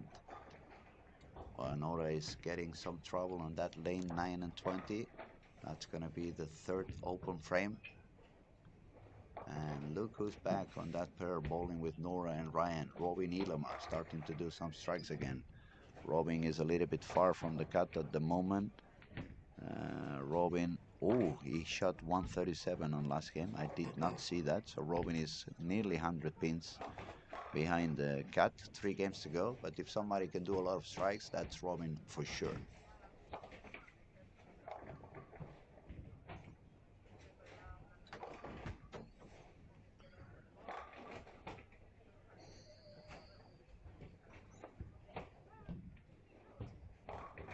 Some people on some striking already. We have Pontus Andersson with the front 3 on lane 2. Pontus needs to strike a lot. He started a little bit low. Right by his side on lane 3, we can find Kevin Mellin, also Swedish guy, starting with the front 3. He also needs a lot of strikes to come back from where he is. Then on lane 6, we find Frankie with front 3. Frankie is doing okay. He's 20 above. He's actually the first one out of the cut, but he's fighting to make it back into it. Then we find Jesper with a double. Ethan Fury also starting with a double. Joakim Karlsson sparing a strike. And maybe Dominic Barrett also spared double. Justin Knowles spared double. Noel Torgersen, currently the last one in the cut, starting with the first 2. AJ Johnson is gonna have to activate his survival mode again. He's been struggling a lot this week. He managed to qualify on the very last attempt yesterday at the very last squat. So let's see if he manages to make it back all the way into the next stage.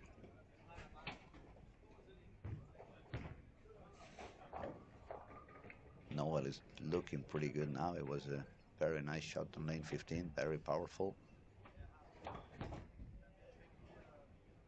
And a beautiful strike for Nora now on lane 90. It looks like she moved a little bit deeper.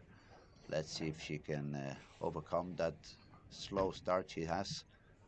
40 pins on frame 4. So she's going to need to do a lot of striking to recover from that one.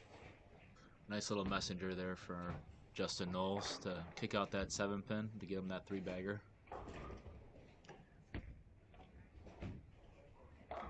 It might be actually a little bit tricky on lane 19 and 20.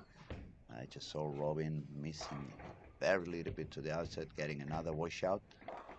So it could be that that pair is a little bit tougher than some of the others. It's always the end pair, it seems like.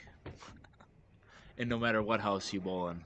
No, it's actually true. It doesn't matter if it's a small bowling alley or as big as Reno, you always have some issues on the corners.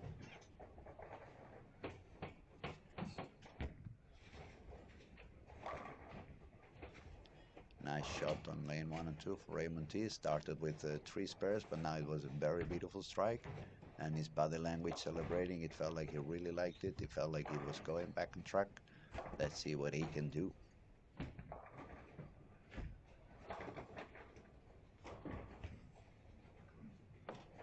Now I'll let you know some of the bowlers there on the lanes so you can decide which camera you want to see. Lanes 1, 2, 3, 4, we find Raymond Tis, Marcus Jansson, Pontus Andersson, Arnar Jonsson, Kevin Mellin, Andrew Anderson, Karon Saloma, and Nathan LeJoy. If we go to 5 and 6, now he's going to take a shot. Frankie Lowa on lane 6, he has the front 4. Also in there we find Nico Oksanen, Nate Purchase, Carl Walgren, Petter Hellstrom, James Blomgren, Jesper Ackerbo, and Chase Nadeau. Let me see what Frankie does. Yeah, that was another beautiful strike for him, front 5. Here we go to lanes 9, 10, 11, and 12. We find Matisse Blanchette, Ethan Fury, Trevor Roberts, Eric Jones, Joachim Carlson, Sean Rush, Sandro, and Dario Sten on those 4. Then all the way down to 13, 14, 15, and 16. We find Matthias Ankerdal, Thomas Larsen, Hakim Tum, AJ Johnson, Juho Rissanen, Noel Torgersen, Anton Persson, and Kyle Trupp. And finally on the last camera, lanes 17 to 20, we find Andrew Hall, Dominic Barrett, Justin Knowles, Alec Keplinger, Ryan Barnes, Nora Johansson. Let's see what Nora can do on lane 20. Also move deeper over there. Nice strike for Nora. This girl is so good. So good. So good, ridiculously good. Williams Benson and Robin Ilamar. So that pair, everyone is two-handed. Everyone is young. I believe William might be the oldest one, but not so old. Crazy talented young kids. They have another 20 or 30 years of professional bowling ahead of them, easy. Oh, that was a bad frame for Noel Torgersen. He left the 3, 6, 10, 7, and on the spare shot he put the ball in the gutter. That's not good. Pontus Andersson on 1 and 2, fighting to make it back into the cat. Pontus is sitting a little bit low. Let me tell you what Pontus is having at the moment. Pontus Andersson, 150, 187, 195, so only 532, exactly 100 pins below the cut, but he's fighting back. He's got the front 5. Frankie Lavoie on 5 and 6, also front 5.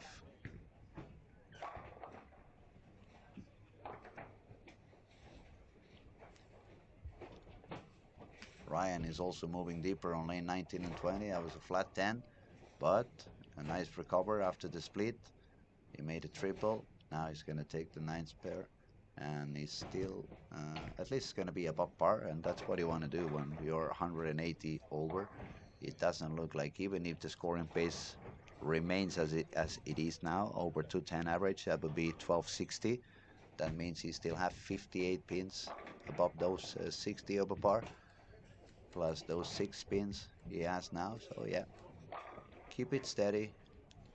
Don't get yourself into trouble. This got fucking stupid. You guys are gonna get a submission from me. Michelle and Elite coming up. Sure. Not nasty. Can't wait. Getting more and more. Ponchus just threw a sixth Good. for that strike for that six bagger.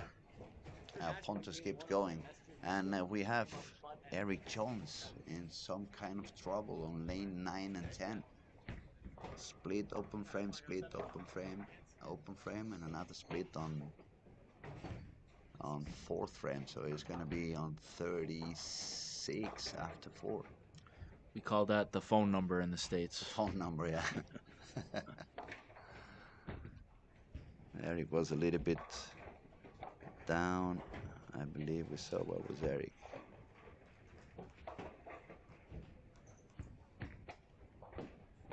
Yeah, Eric was already with 553, so that's not going to be helping him a lot.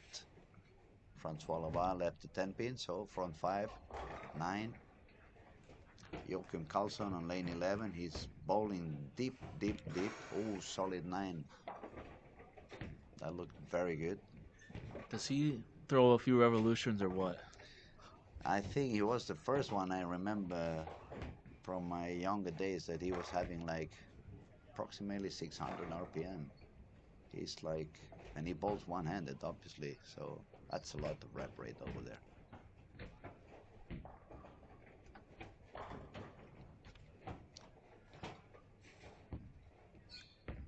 Now, looking at Ray Montiz again, only 2 strikes, but he seems to be able to put only a couple, but double them. That's what he did on the previous game. He only had 2 strikes, but he put the double on them.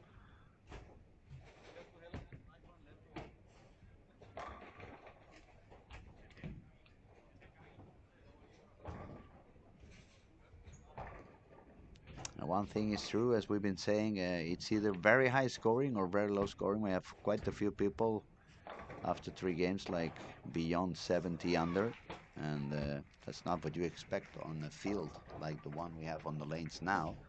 But the pattern is quite demanding. The traffic, it's forced on Barcelona 9 o'clock in the morning when the schools are coming in. So fighting to survive. Oh, look at that, Eric Jones, another open frame. He's got the 4-6. That's more than a full number. That's an international full number. That's already. international.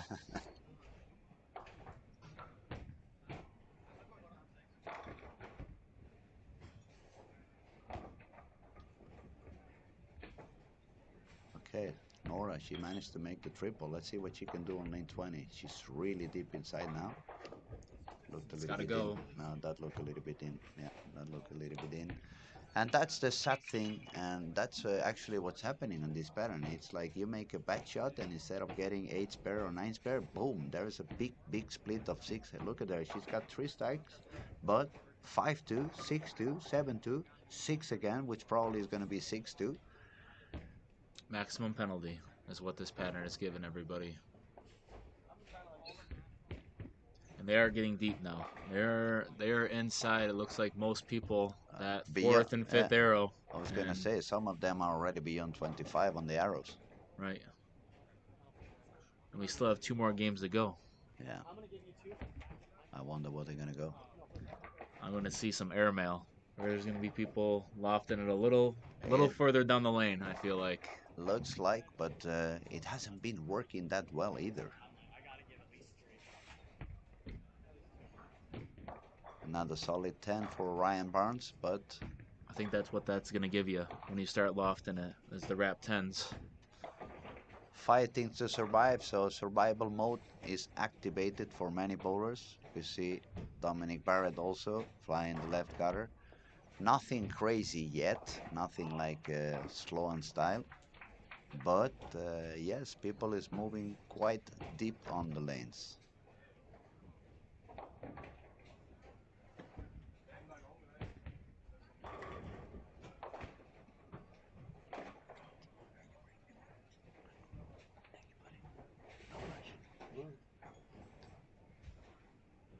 Good spare for Ryan on lane 19, and that's what you want to do. Take your spares, make sure you hit the pocket. stay out of problem as much as you can. And okay, Pontus Anderson, he got the big split on the 7th frame, but he took the spur and he really needed that one, so that's going to give him some positive vibes. He's going to keep him going up. AJ Johnson fighting to get it back as well on lane 13 and 14. That was a little bit short in the pocket.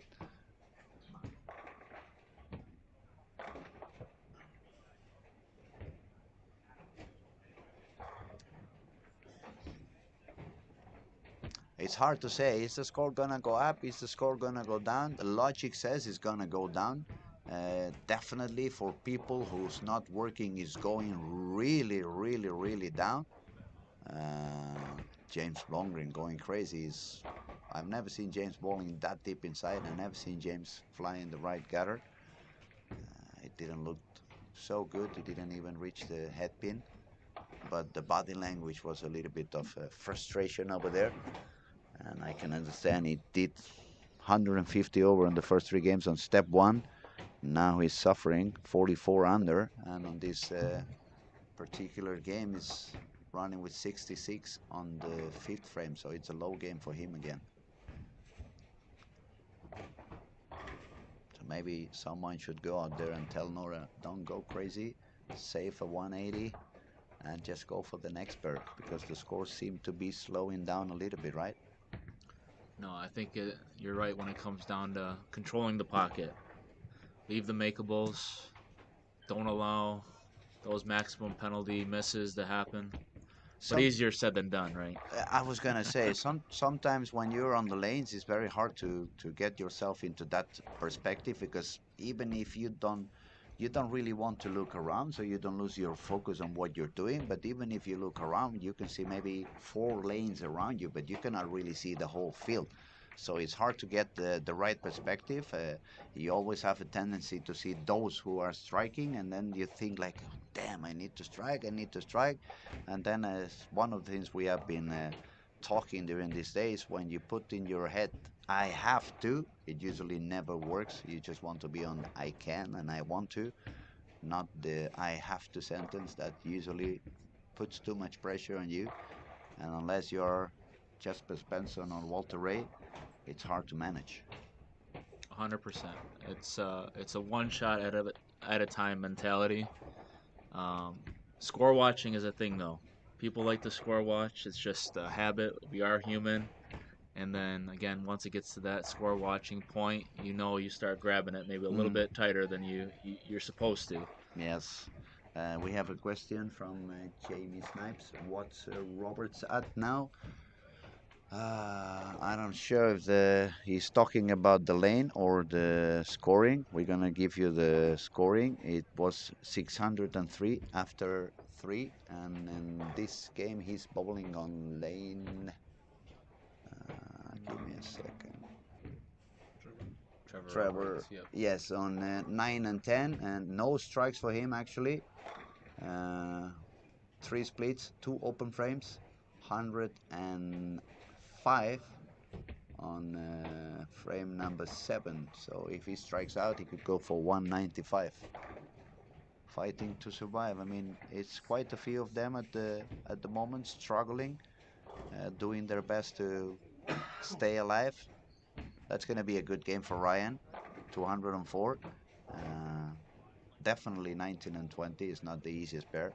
We haven't seen, except Andrew with that last game of 226.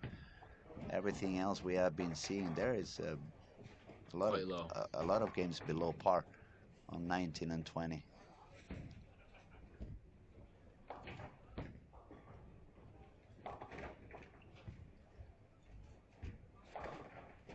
Hakim Toon also in kind of trouble with 3 open frames on lanes 13 and 14. It looks like the field starting to split a little bit between those who are performing higher and those who were not that high, and it's a lot of people facing that crazy wall that we have been witnessing during the whole week. It's happening more on game 4 than on game 3, as we were seeing on the qualifying rounds. But again, we could expect that. It's the best bowlers on the lanes at the moment. Probably the warm-up, it was with a little bit better strategy than we have seen during the qualifying round. There goes Nora on lane 20. Oh, solid 8 for her. Unbelievable. That was a really, really good shot. She could have gone all the way to 180 game, which on 19 and 20 is not so bad. But solid 8 for Nora Johansson. She's gonna have to spare for a 160. She's gonna drop a few pins on this one. She was 81 above par, so she, she's gonna drop down a little bit over there. She can go all the way to 40 plus. The cut after 3 was 32 plus, so she would still be above that. But I believe the cut's gonna slow down a little bit after game 4. We see a lot of splits all around the lanes. Split for Kyle Trapp, split for Noel Torgersen. Noel started with the front 3, but then 6-0, 7-2. Now another big split. It's the 2-8-10. Is he gonna go back up? Let's see what he does. Yes, he goes back up. Takes 2. And Nora gets a light strike now. A little bit upsetting, but she has to stay focused, stay positive. Hopefully when the scores refresh out there, she realizes she's still up there and she doesn't put herself into much pressure. I mean, she's the only girl remaining. She's the only one alive on this event. And oh, look at the Oh spare that wow! Kyle just got on lane 15. He got the 4.76, very short, very light on the 4. The 4 bounced on the wall, made it all the way back to the lane. So that was a wonderful spare. Lane 15, if you guys want to see the replay, just go to the camera on lanes 13, 14, 15, and 16. Put the streaming a few seconds back and you will see that spare. And since you're gonna do that, subscribe to our YouTube channel if you have not done yet and like the videos. That's gonna help us keep on doing everything 100% for free. A lot of PBA bowling, a lot of PBA regional Sweden, a lot of National League from the Swedish best bowlers in the world in action, and everything for free.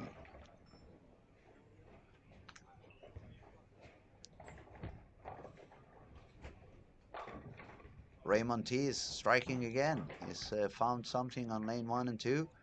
He made a strike on the 10 for a 4-bagger. He's working on one more strike to get all the way up to 246. And that's very good news for Raymond. Raymond was already inside the cut with 37 over. So lane 19 and 20 was done. Ryan Barnes at the moment, 122 over. Nora with that very unlucky 8 pin and a couple of, actually 3 big splits and 4 open frames. 162 for 43 over.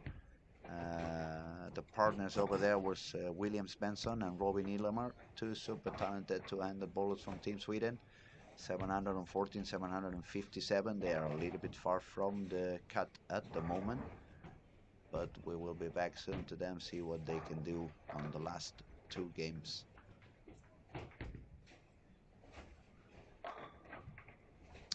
Raymond Tees did not strike on the 11, but he's going to shoot the 233, and he's going to go all the way up to 70 over.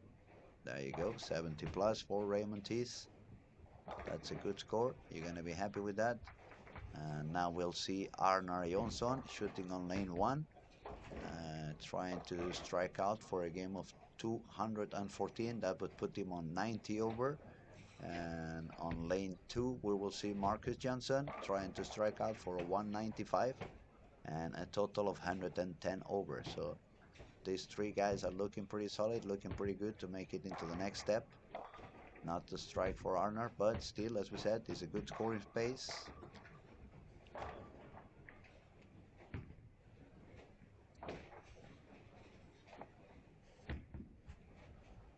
Oh, yeah.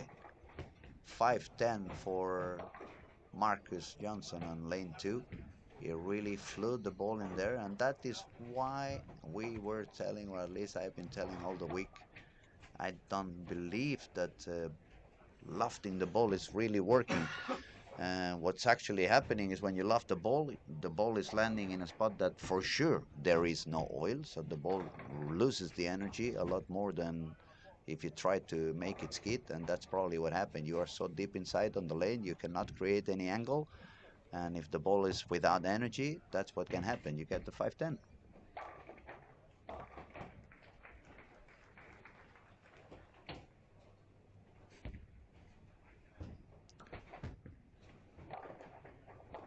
So it's going to be a 189 game for Marcus Johnson, 104 over.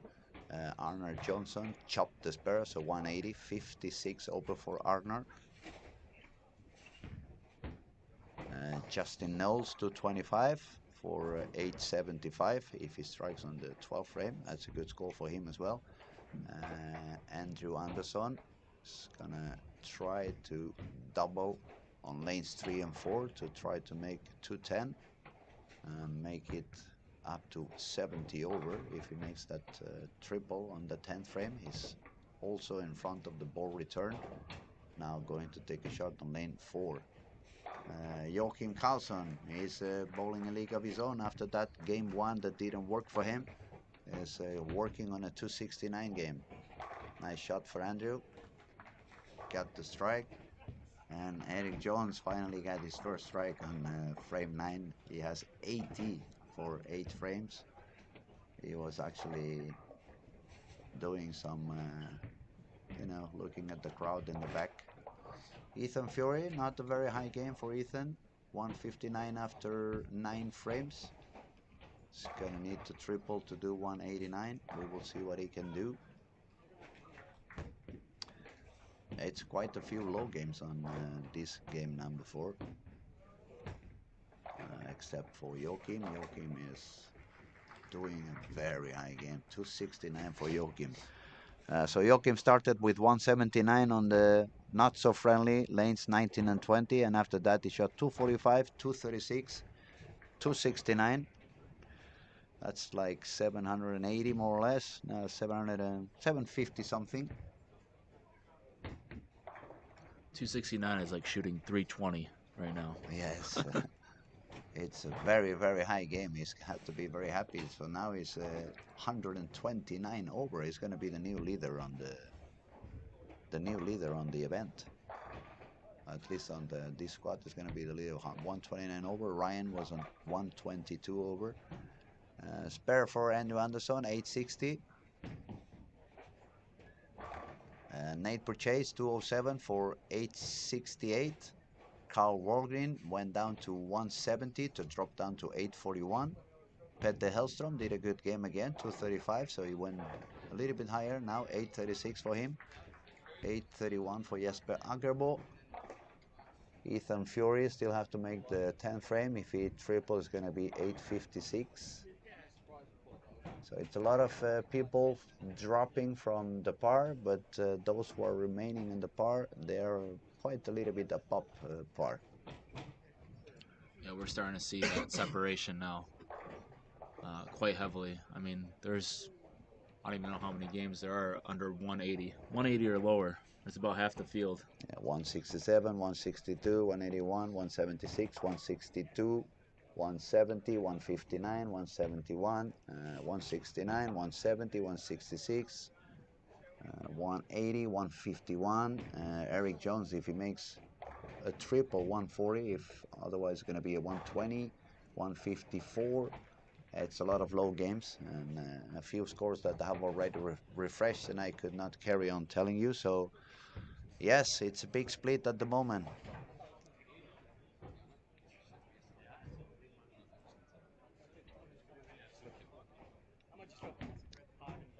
We are gonna wait for a couple of minutes until everyone is done with this game, and we will refresh the scores, and we will be back with the ranking in just a minute or two.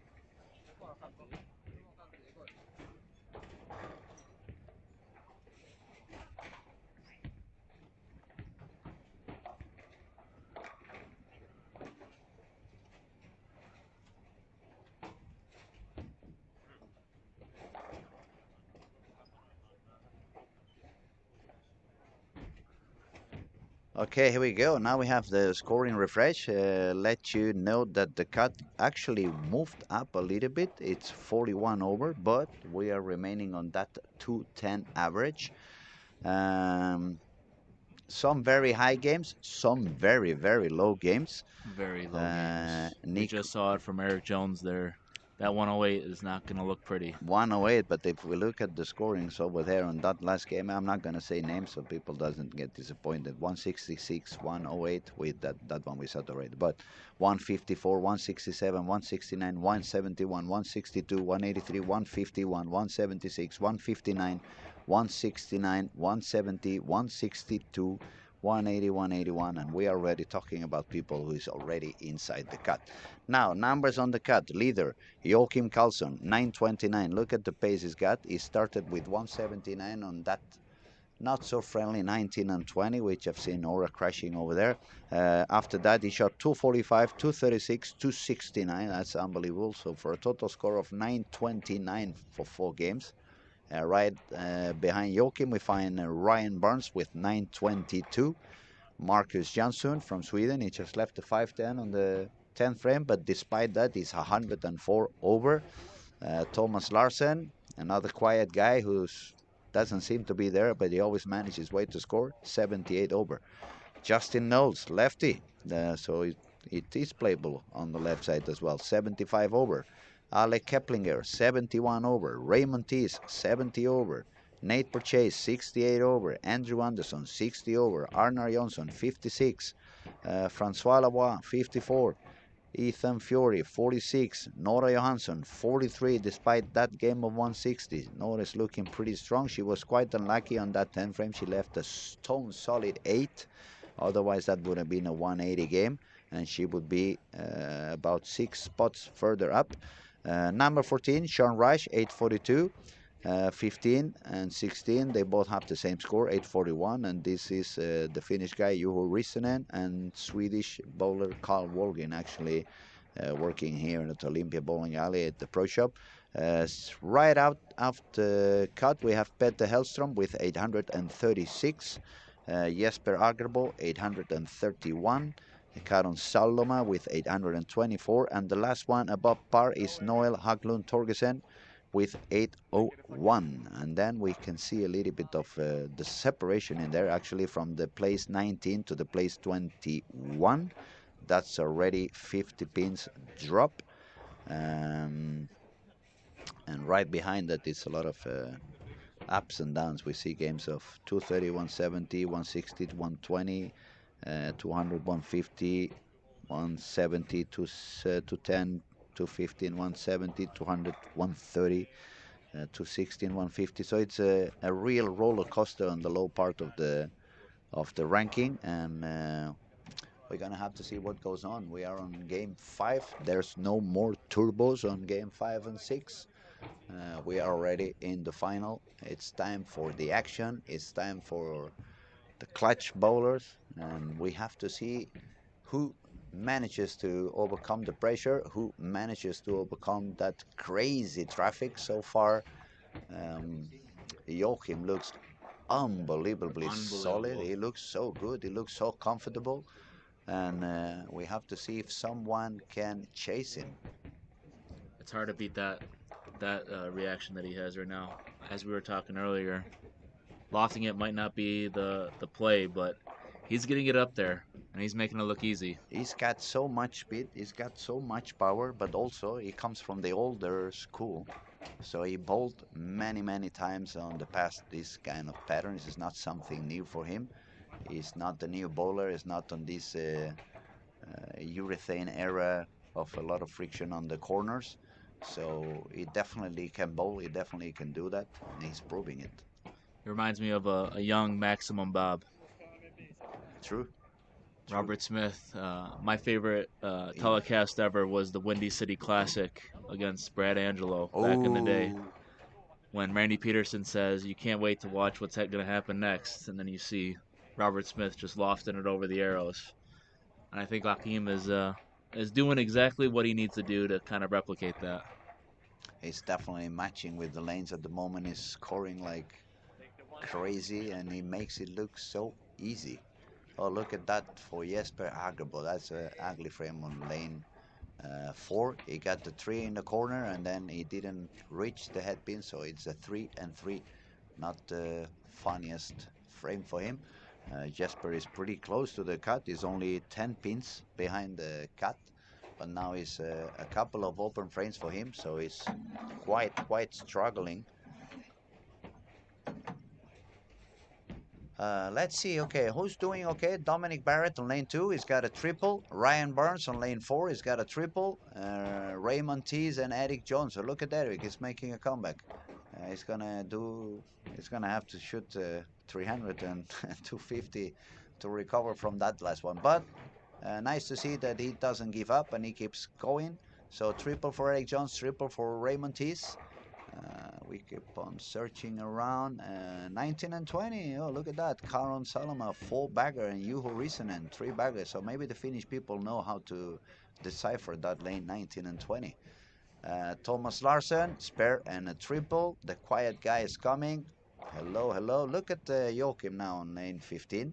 He's standing in. That's where I stand when I bowl on lane 14, actually. Same. And no, he's bowling on lane 15. That's.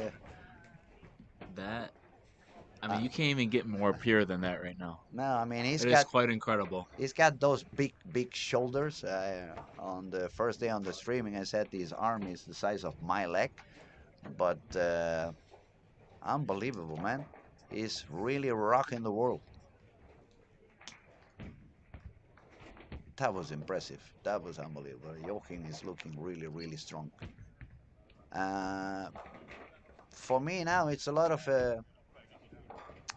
talented bowlers over there, but the one I really want to keep on going, it's Nora. She's the only girl left in the field. She's super talented. Nice double for Nora after a split. Um,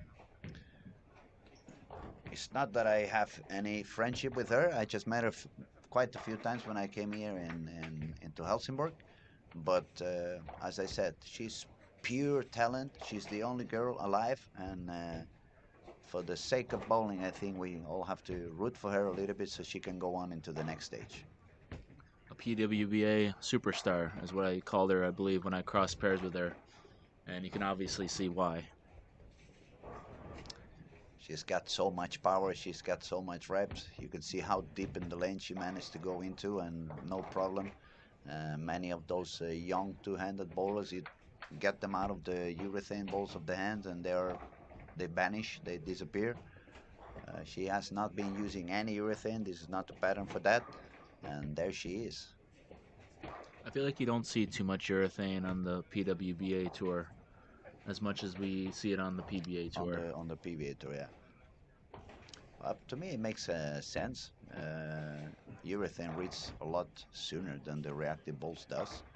And women bowl a little bit softer than we do, have a little bit less speed.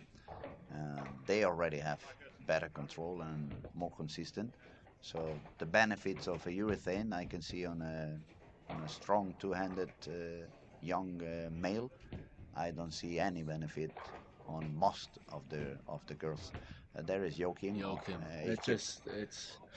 it's quite impressive. I don't know how you can be that consistent what he's doing right now, and he's making it look effortless.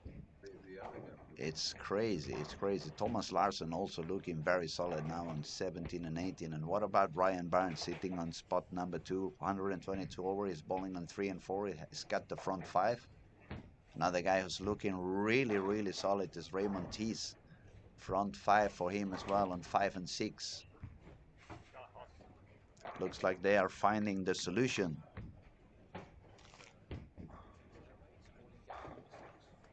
Karen Salama just threw the 6th one there.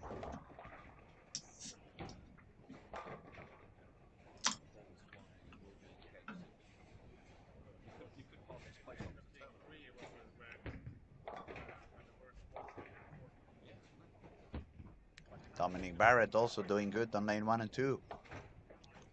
From 5, Dominic needs a lot of striking. He's quite behind. But there is still time. It's a 1.5 game to go. That's a lot of pins that you can put in there. So it's not over until it's over.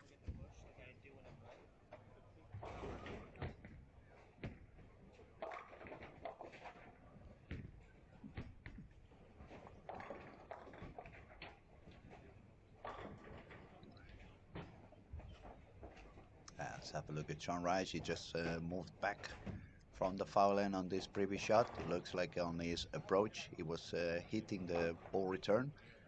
So that was a little bit uncomfy. Grabbed the ball, didn't release, go back.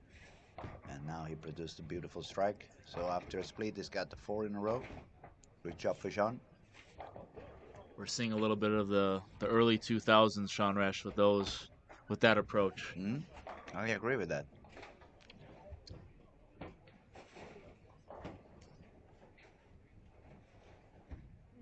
Let's see Joachim again. Looks like he's gonna bowl on 14, but no, he's bowling on 15. Look at that. That is Absolutely unbelievable. insane. That's ridiculous. Thank you.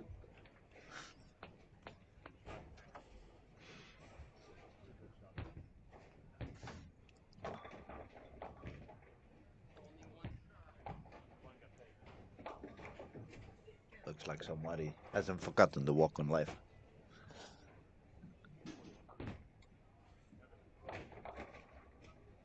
Alright, Jones, another one. How cool would that be if he makes 300 right after? Don't call it a comeback. Right?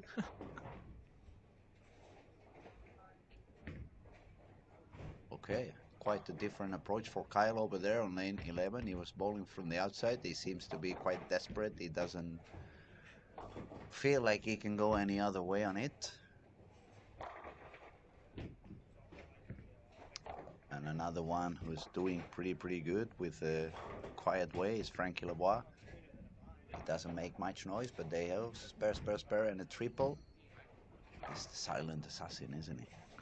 I swear, the guy does not get mad. Like, he is the most calm individual. When I bowled in college, I've crossed with him a few times, and you wouldn't even think he was bowling well. Then he just You saw the score, and then he's you like, just saw "Look the at score. that." You're like, okay, now it makes sense. I mean, with 2 U.S. Opens under his belt, I believe he was the top guy with making single pin spares. I think he made 99% of his spares on the PBA Tour last year. The That's single impressive. pins. Yeah, that's impressive, and that's what the young ones should learn to do. Yeah, I see so many 9 Ms. It drove me crazy yesterday. At the point I was talking, I was talking to the chat like, "What the hell is wrong with these people missing the single pins? Why the hell they go back up? Just go straight. Couldn't be any easier than that." Correct. Yeah, it's all about the spares, and I mean, Especially when it's tough. I mean, you get yourself in one of those tricky lanes and you only have a couple of strikes. You don't know how to spare. You're gonna go down to 140. correct, correct. So we have quite a few striking a lot. Those who don't strike are really struggling a lot. We see Sean Rice with 5 in a row, Joachim Carlson 4 in a row, Ryan Barnes 5 in a row, Nora back on track 4 in a row, Raymond Tees 5 in a row, Don Barrett 5 in a row, Thomas Larsen 4 in a row, Caron on lane 19 and 20, which is even more impressive. 6 front 6, then in a spare. Uh, Again, you find it, you go crazy. These guys are so good. You don't find it, and you go crazy, but on the other way. Right. No, we're starting to see the cream rise. The people that have it are gonna have it probably for the next game and a half.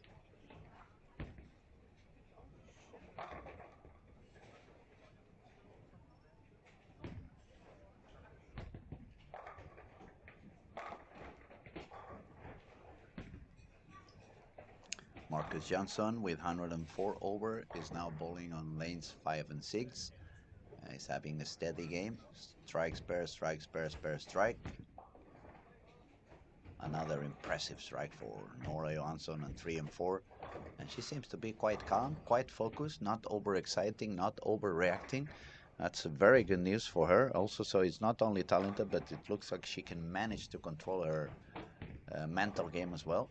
And that's good news for her career. She can do that as well. Yeah, if you can keep the mental game as the top priority, I think you can make it. Mm. And she's done quite well for how young she truly is. So Let me answer on the chat. We have Darren Mead. Can you put her on screen, Nora? Actually, she's on screen all the time. We are broadcasting every single lane. You just have to look on the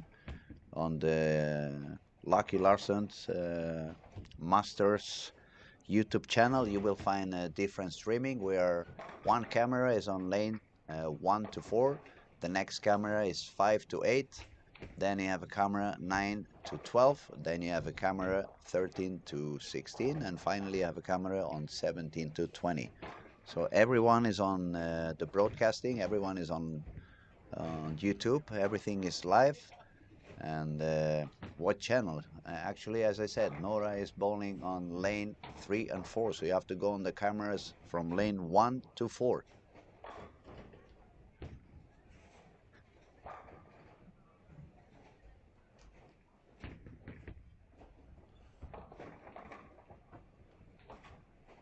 Sean Rash potential. Oh my gosh, that's pretty good six bagger there for Sean. He's making it look easy. Not as easy as Joachim, but pretty easy as well. No problem, Darren. Glad that we could help you. Yeah, Sean is doing pretty good again, and a little bit old school as well, so he knows how to do this. Joachim is bowling I something can't. different, right? It's I, there's no words to. I mean that is crazy to watch that right now. We have a question. Who's in the booth? Again, it's Louis Montfort, and we have Jerry Jopo. Yeah. Panksa from Jopo Grips. So you guys know who's talking, and if you have any questions about Jopo grips, now it's the time. Definitely a lot of striking also for lane 19 and 20. The Finnish guy is rocking it. How'd that happen? What has happened this past game? Were people watching over there, or I have no idea what are they doing different. Next round is match play. Yes, top 16. The leader or number one seeded is gonna bowl against number 16. Second is gonna bowl against 15. Third 14, and so on and so on. Kamala said they're terrible lane conditions. Might as well bowl in the parking lot. I think I'd rather bowl in the parking lot than bowl in this. Embarrassing, but why embarrassing? It's not embarrassing, it's actually demanding. Very demanding. You just have to be better. You just have to. You need a better understanding on the game, and that's what we need. Those kind of things from time to time. We cannot always bowl on those lanes where it almost looks like mini golf. Whatever you put the ball's gonna end up in the pocket. And when everybody can shoot 250, you cannot really see the difference between a really good bowler or just an okay bowler. Everybody's gonna bowl 250. When you put them in this kind of situation, then it's gonna be a big difference between somebody who can bowl okay and somebody who can really master from speed control to different type of ball release, go forward, go sideways, give it more reps, give it less reps. So it's a lot of things you want to control in terms of technique, but also you need to understand lane reading. You need to know what ball is going to give you the right carry. And so bowling is a lot more than throwing strikes. And so 100%. on this one, I'm sorry, Kamala, I'm going to disagree. I think we should have a lot more patterns like the one we have now. I 100% agree with that. And that's because it's not how you can do it, it's how many ways you can do it. Thomas Carberg is asking, what's the name of the Jopo Grips representative in the booth? You just tell it, but let them know again. My name is Jerry Panksa II. My father, Jerry, is the owner of Jopo Grips. I think I met him in the last, not the last Bowl Expo, but the Bowl Expo in Vegas. Okay. Yeah, it was fun to see. He's a little bit more recognizable now with that beard that he has going on. Martin Klitte as a shop operator, drilling, IT, and SG. What is the benefit to do Jopo also? Well, there's a few benefits. I would say you guys use the best of both worlds in a way. A lot of people say the same. With 3 tabs on the bottom, the extra security with the 360-degree twist system at the bottom, we believe that it is quite it is quite good. Again, the other ones led the path. We're just here to hopefully make everyone's game that much better. That's what it's about. Um, at the end of the day, we want the bowling game to grow, and we respect it so much that when we made Joe Pro grips, it's truly about the passion and to help individuals and grow the game that we do every day. Kamala says it's garbage. Bowling on this isn't bowling. Typical European shot. I believe you haven't been in Europe for quite a while. Actually, in Europe, the last 3 or 4 years, it's only urethane, and so this is completely the opposite. Kamala, you should take a flight and come and bowl a little bit in Europe because you haven't been here for quite a while. John C., I think he meant the ex-vice president was embarrassing, not the bowling. Uh, I don't know, but it looks like Kamala doesn't really enjoy this kind of oil pattern we have now. But never mind, Kamala. Come for next year because every year is a little bit of a different pattern, and next year is not going to be like this. So you're probably going to enjoy it. Last year, I believe, was quite easy in comparison to this Last year year. was a lot of friction outside. Last year was urethane and lefties and everybody bowling in the gutter. Unfortunately, I couldn't bowl because that is my favorite type of shot and where I am actually quite good. This one, I'm glad I'm not bowling because I'm not that good at. Nice pair over there from lane 6 for Raymond Tees. He just got the 4-7-10. That was pretty good. They're asking Tun Hakim lane. Hakim Tun at the moment is on lane 9 and 10. The last year, these scores from this year made it cut last year. So only 3 scores from this event would have made it into the cut on the pattern we bowled last year. So as you can see, every year is something different, but definitely this is not the European typical shot. Far from there. Far from there. I would have loved the bowl last year because just like yourself, I love bowling on the twig between 1 and 5. I love the gutter. When I was a kid, I had a lot of fun throwing balls and see how much part of the ball I could hang on the gutter without making it fall. So that was fun for me. So I got to become good on doing that. But as it is, right, between 1 and 5, just as we see on the PBA tour, when they put out the cheetah pattern or anything short, the higher the scores. The 250 average is what makes the cut. Look at Joachim now. Now he's even more into the 14. Uh, Is that going to come back? Oof. Not quite. no, I think he was a bit mistaken because he had a couple of shots on the right lane that overhook a little bit and maybe moved too much also on the left lane. But it's still gonna be a high game for him. He's got already 200. If his pair is gonna go all the way for 213, and Joachim is already sitting with 129 over, so that's a very high score, and it should do okay. On the we have the Spectre live on lanes 15 and 16. So Joachim still managed to do 551 RPM, even 551. and 31 kilometers per hour, even after making the ball fly for.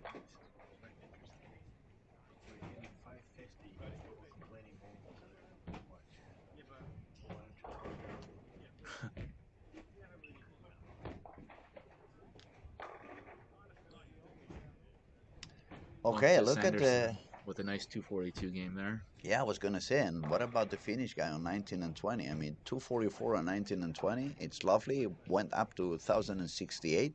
The same for his partner in crime, Juho Rissanen, also from Finland. 233, 74 over.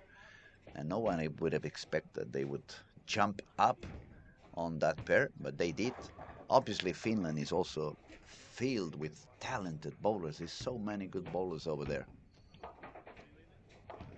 It's been fun to see all the talent over here. Only if all these individuals that are this talented to come over to the states, uh, you would you would question if they'd be there'd be that many players in the PBA that would be able to compete with them. That was a very unlucky end of game again for Nora Johansson. Another huge split on the 10th. She was managing to survive. Now she dropped down to 211 on this one, 54 over.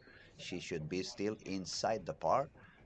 Sorry, inside the cut, but I was quite unlucky for her. She was doing pretty good, and instead of that, if she had stroke, she could have gone all the way up to 245, and that would have put in her nearly on 90 over, which would have been quite a comfortable score with just one game to go.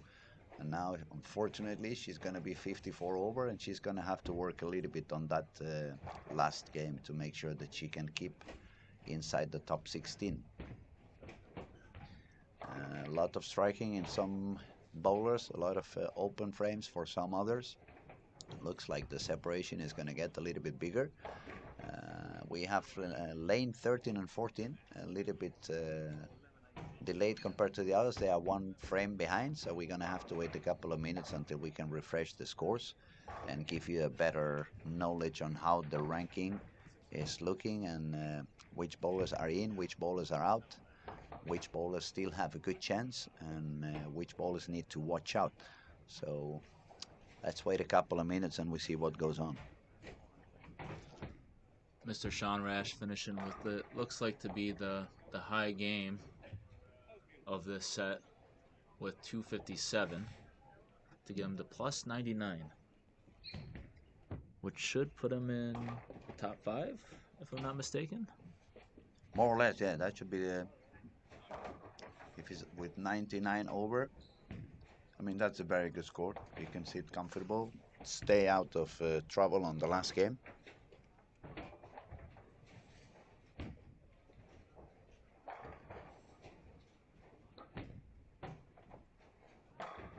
And unless I'm wrong, Ryan Barnes is going to go back into the leading position after his game of 235. He's now 157 over for 5.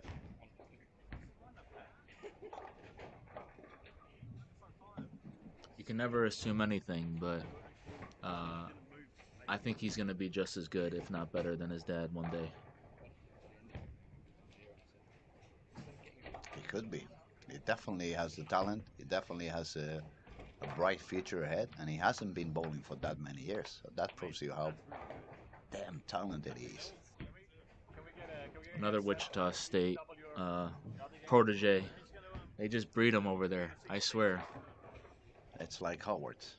Yes, it is. The Harry Potter school. I swear. All it is cornfield, but somehow bowlers just come out of the corn like it's nothing.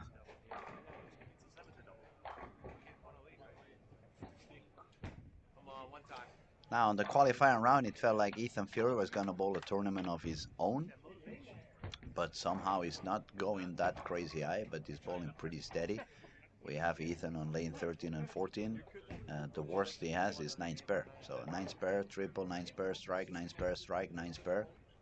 And he's been striking every time on that frame, on that lane, so we suppose he's going to strike again. Quite steady, taking it easy. Even without a double, he would be 65 over.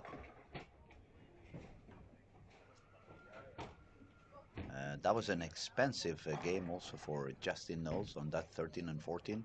Open frame on the 9th, open frame on the 10th, no doubles, 172. It drops down to 1,047. And the cut, That's going to be close. it was 41 over after 4. So I believe after 5 it may be somewhere near. We will have to see. Not the highest game either for Alec Keplinger. Managed to double on the 10th for 189 if he makes one more. 189 and 60 over. So now it's only Ethan to end up his game, and then we will refresh the score and give you a real update on how the rankings are looking with just one game to go.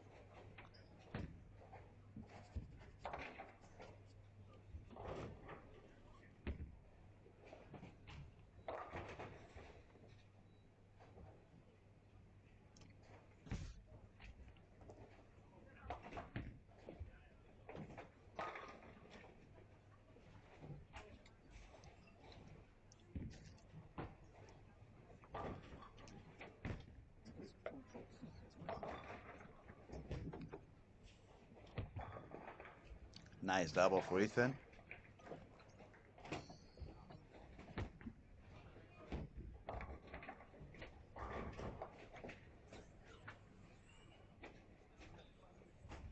So now everyone's back, I believe, to their original pair that they started on, correct? That's right. So whatever they did on the warm-up, it's time for payback, Or it's gonna be it's gonna be interesting. Let's just say that. if you made a mess of it, now it's gonna be a little bit expensive. So let's see how it pays out on that last game for everybody on this step 2 in the final.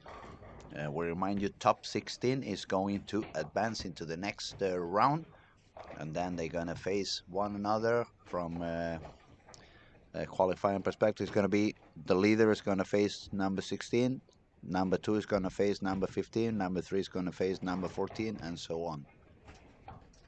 Ethan Fiore managed to double again, so 227 for a score of 73 over par.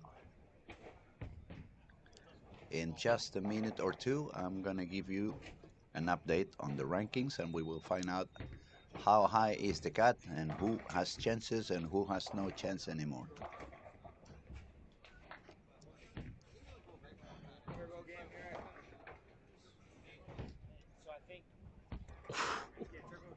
Joachim with that messenger, just a helicopter across the deck. He's still making 550 RPM look pretty easy. Joachim is now bowling on lane 19 and 20, so if you guys want to see Joachim bowl and find out about what he does with the ball, we have Spectre Live also going on lane 19 and 20, so you can see his line, what target he's having on the arrows and what breakpoint. You can see the speed of his ball, you can see the rep rate, etc, etc. All right, here we go. It finally went a little bit lower on the cut.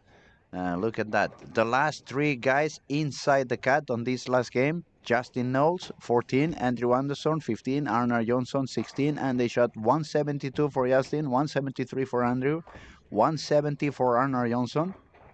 Look at Pontus Anderson. He was out of this game. He was in the middle of nowhere. Now he's only 10 pins short to the cut. Last 2 games for Pontus Anderson, 242 and 242. As I said at the beginning, Pontus is very, very good when it's time to go deep inside the lane. So definitely he's alive. He's alive. You said it earlier, to never give up. Never This is- give up. Never give up. Even Dominic Barrett with 993. Now it's 33 pins short to the cut, but last 2 games for Dominic, 216, 224. I mean, 224 compared to any of those 3 guys who are still inside, it's 50 pins more. So that, if that thing happens again on game 6, Dominic is in, Pontus goes in, and any of those 3 go down. It's always a race to the finish. It And always is. Nora with 1054, she's 28 pins above the cut at the moment. If she had that strike with that solid date, she would be 40 pins ahead, but she's still doing okay. Nora is bowling at the same lane as Ryan Barnes. She started with a 9 miss, not what you want to start with. Yeah, hopefully she looks at the screens and see that she's still quite okay on the cut. She doesn't put herself too much into pressure. Now, let's have a look at the complete standings. Number 1, Ryan Barnes, 157 over. Number 2, Joachim Karlsson, 130 over. Number 3, Marcus Jansson, 102 over. Number 4, Sean Rush, 99 over. Raymond Tees, 82 over. Thomas Larsen, 81 over. Ruho Rissanen, Ruho Rissanen, 74 over. Ethan Fury, 73. Karon Salona, 68. These are the 2 Finnish guys that made it all the way in on lane 19 and 20. Remarkable. Nate Purchase, 62 over. Alec Keplinger, 60 over. Nora Johansson, 54 over. Frankie Leroy, 51 over. Justin Knowles, 47 over with the last game of 172. Andrew Anderson, 33 over, 173 on the last game. Arnar Jonsson, 26 over, 170 on the last game. And right behind that, as we said, Pontus Anderson, 10 pins short with the last game of 242. Carl Wargren, the last 2 games, 170, 173. Carl is a little bit in a bit of issues. Let's see if he manages a way to find out what to do. I just saw Arner moving around the lanes with a good strike. Now it's when he really loves these moments of pressure. So let's see what goes on. Robin Ilamar, not that far away, 50 pins back, but he had the 137 on game 3. That's what's causing him a lot of issue. And we are on the last game of this step 2. We will have to keep an eye on so many people to see what goes on, see who goes in, see who goes out. So stay tuned.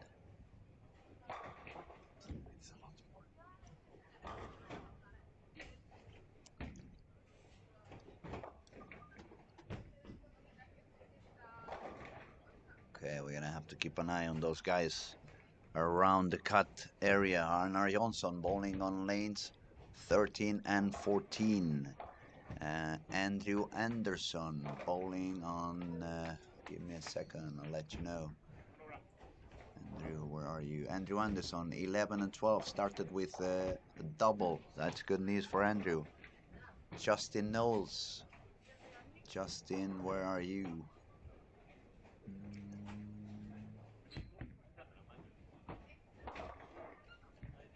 I can't find it. Oh, lane 9 and 10. 9 and 10 for Justin. Strike 9 spare. Strike and a 9 spare. So not good, not bad. Saving the spares, making marks. We have to keep an eye also on Frankie. Frankie Lavoie is 25 above the cut, but you need to keep an eye on him, especially depending on what the guys coming from the back are doing. Especially Pontus Anderson after 480 in the last 2.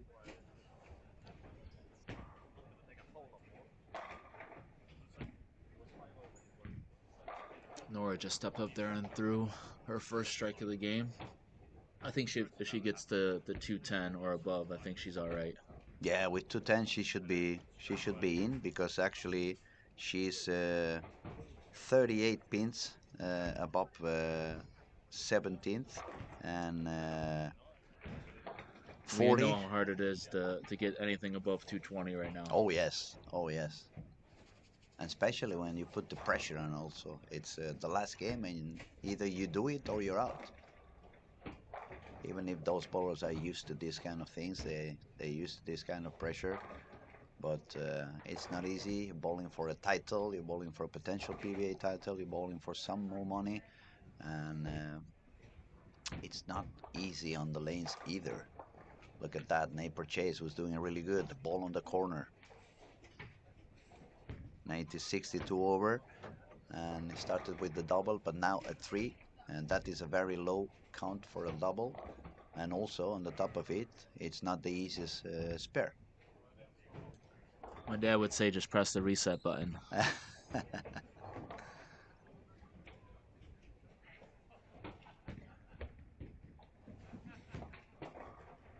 Sean Rush got the double, is doing good. Oh, 8-10 for Arnar Jonsson, and Arnar is the currently last guy inside the cut. Nora is gonna have. Oh, now she got the 8 pin back, because it was a baby split. The 10 went down quickly, and then another pin came rolling on the lane and got down the 3. It's also for a double that covers her open frame on frame 1, but I have to say she's not looking any comfortable on lane 8. It looks like it's reading super early for her. She needs to go back to a weaker wrist position as soon as possible. I just saw AJ Johnson on lane 5. He made a shot, it looked like he was sparing, and the ball really hooked back into the bucket. Arnar, a little bit angry, also trying to use his power to make the pin bounce back. But in this situation, after a strike, if you don't take one, that's 2 pins gone, and you don't want to give away any single pin at the moment. We have to find Pontus Anderson. Pontus Anderson also bowling with Arnar Jonsson and 13 and 14 spare, strike spare, so they are catching one and the other. Pontus knows what he has to do, because he has Arnar on his same lane. There goes Pontus. Light strike for Pontus. moving his fist and celebrating what could be the start of a wonderful journey into the next step. Let's see what Pontus manages to do. I just saw Andrew Hall leaving another 5-10. So many people trying to push the ball so extremely that it doesn't work down there. 5-10 definitely means the ball has no energy left, despite on how many miles an hour you make it go down there. Okay, we just been told Arnar strikes back there after that split. I think they're looking at each other's scores. They probably are. most probably, and the guys around it is Andrew Anderson. Andrew is started with the triple, so Andrew is gonna push higher. Justin, what was Justin? I forgot already. I think it was 9 and 10, was it right? Not the greatest start from Justin, even though he did come back with a strike there. Strike, spare, open frame, and strike. Ryan Burns keeping on striking pace. Full bagger. Now a very, very important frame for Nora in lane 7. Let's see if she can use that lucky strike she got on the previous shot. That would give her quite some confidence for the rest of the game. So it could be one of the key frames for Nora. That was less wrist. It was less wrist, but missed left.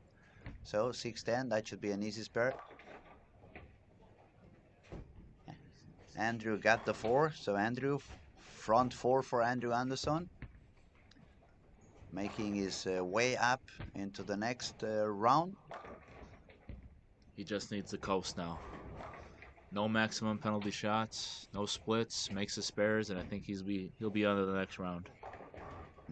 7 pin for Pontus Anderson. It was a nice shot in the pocket. He didn't carry, and as you said, it looks like Pontus and Ara, they fighting one with the other.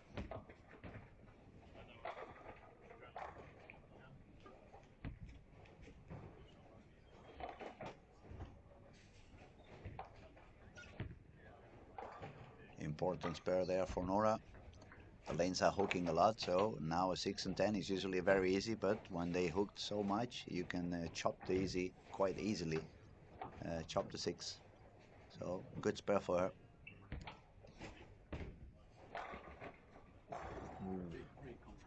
Frankie Lavoie, yeah, he made a double. He's got strike, open frame spare, and a double. Frankie is not that far away, but 25 above Arner, 35 above Pontus. Arner and Pontus are pretty much on a similar score at the moment, because Arner has an open frame, Pontus does not.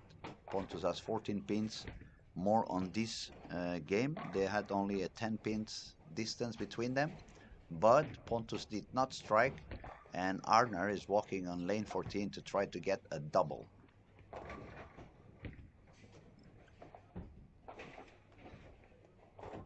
Ooh, Carl Walgren with that double too. He's fighting for that last spot also. So it's between them 3. Between Carl, Pontus, and Arnar. Arnar get the double. Oh yeah, Ryan just missed the 10 pin.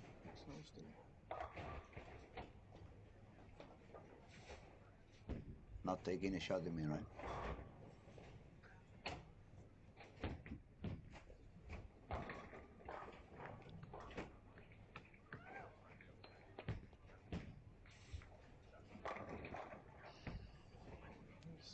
We saw we're a little bit quiet. There's so many things happening. We're trying to find everyone on the screen. Ethan Fury moved quite deeper on the lane. 4 bagger to begin it. And Ethan is 73, so it's 50 pins, nearly 50 pins in the cut.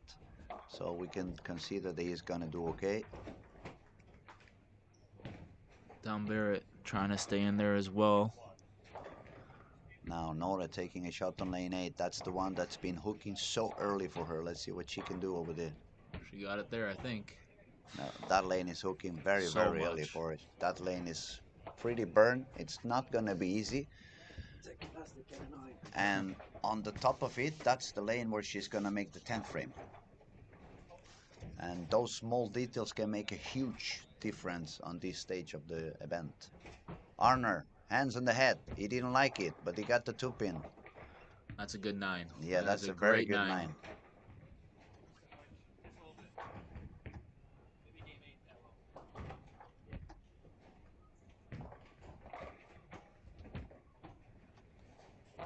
Now, where is Alec? Alec was only 6 pins ahead of Nora, so he's not that far from the cut either. We have to find and see what he's doing. Alec is on lane 10. No open frames for him. Justin Knowles is bowling with him, so Justin and Alec more or less following each other as well.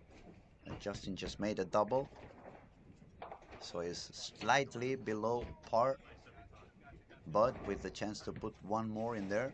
Ryan is practicing the 10-pin, I see. He's 2 in a row that he missed over there. He's not going to be happy when I tell him I teased him a little bit later on. You might be a little bit too comfortable right now.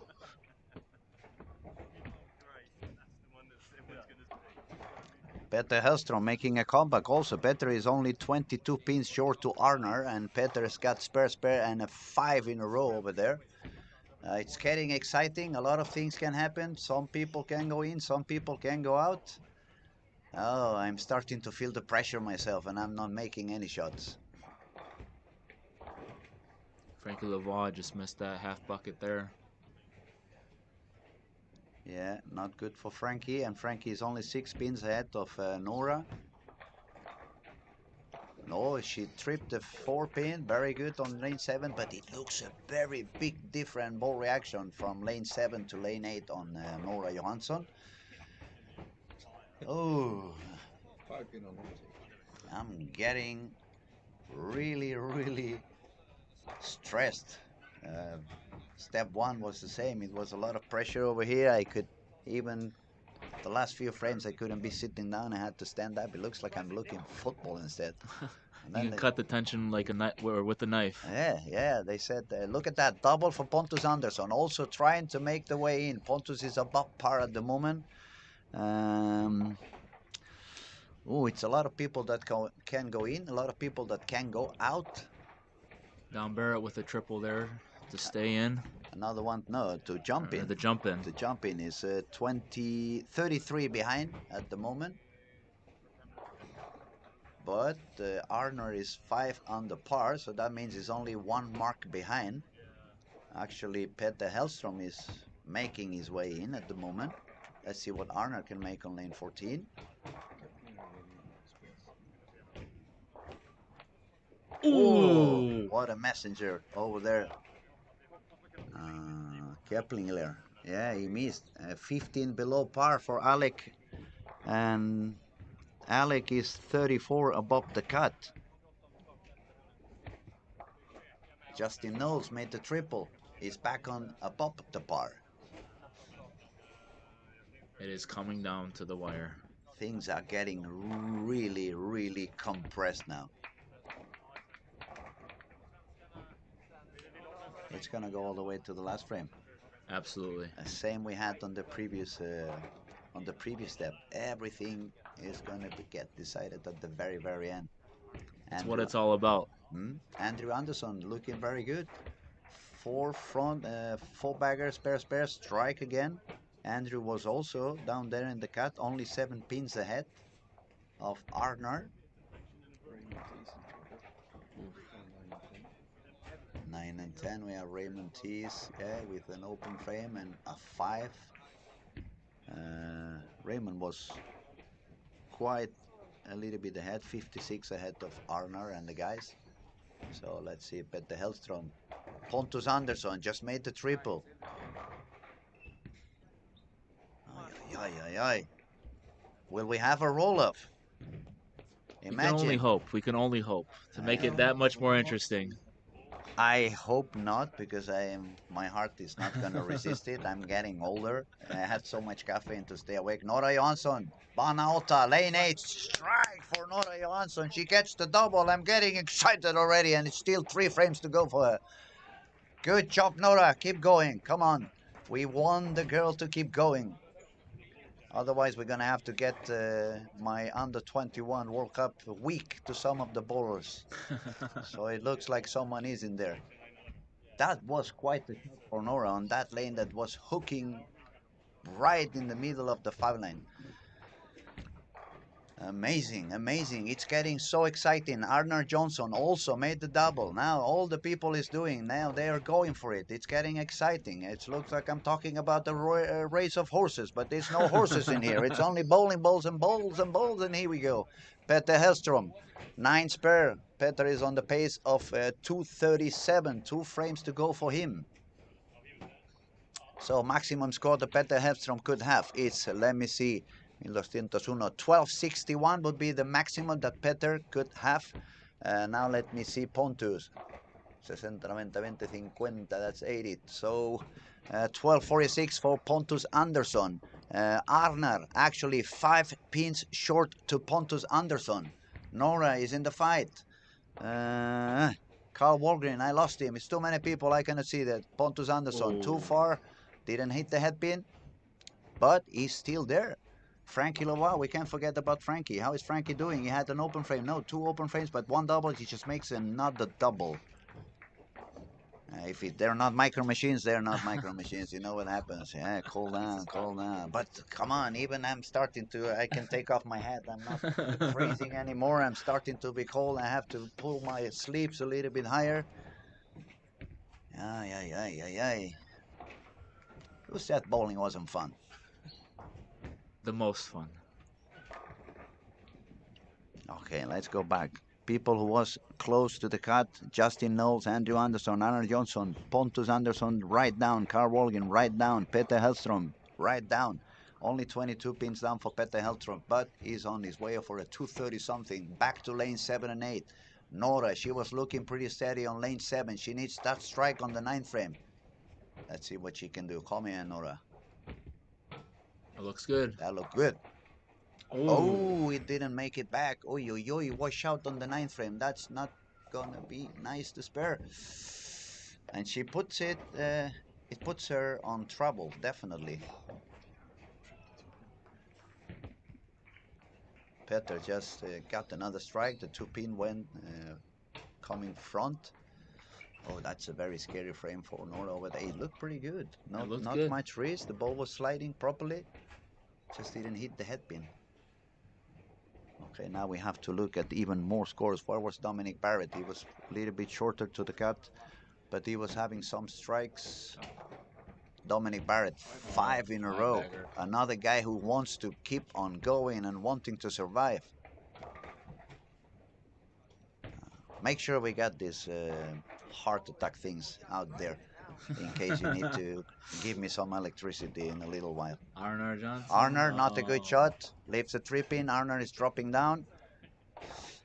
Pontus Andersson. Let's say Arnar and Pontus, they make a mark.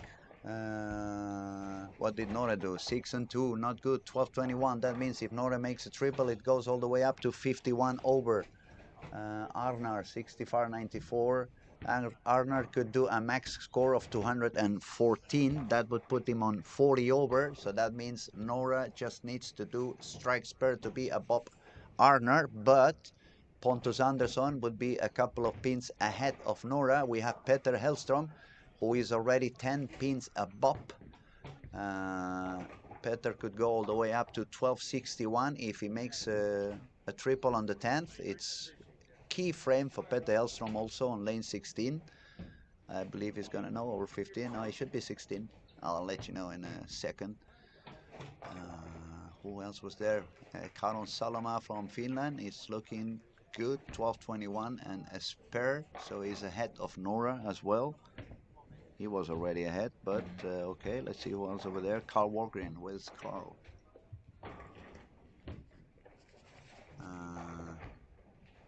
Carl Walgren, he needs to strike out for 210, so it would go on a max of 24 over. It doesn't look good for Carl. Who else was there? Alec. Alec was pretty close to. Alec was only 6 pins ahead of Nora, and Alec is below par, 15 under par. Alec is actually 2 pins below Nora, but it's a few frames more to go for him. And Justin Knowles was pretty close as well. Noel Torgensen. He just shot 232. Okay, Noel. And he went all the way To plus to 21. plus 21. That's not going to be enough. Not going to be enough. Nora already 21 over. Key frame for Nora and Van Alta, lane 8. It's got a hook. Come back. Oh, solid 9. My goodness. Good shot for Nora though. Whew, it might be enough. It might be enough, but it might not be enough. Strike for Peter Hellstrom. He made the double. Peter is going on the way for 60 over with one more strike. Pontus Andersson, he did not strike, so Pontus Andersson can go as much as 32 over. That's not gonna catch. It's not gonna catch Nora. Arnar could go for 1240, so Nora needs a spare on a strike to make sure that Arnar doesn't do more than her. Pontus, last shot. Nora made the spare. 1231 for Pontus Andersson.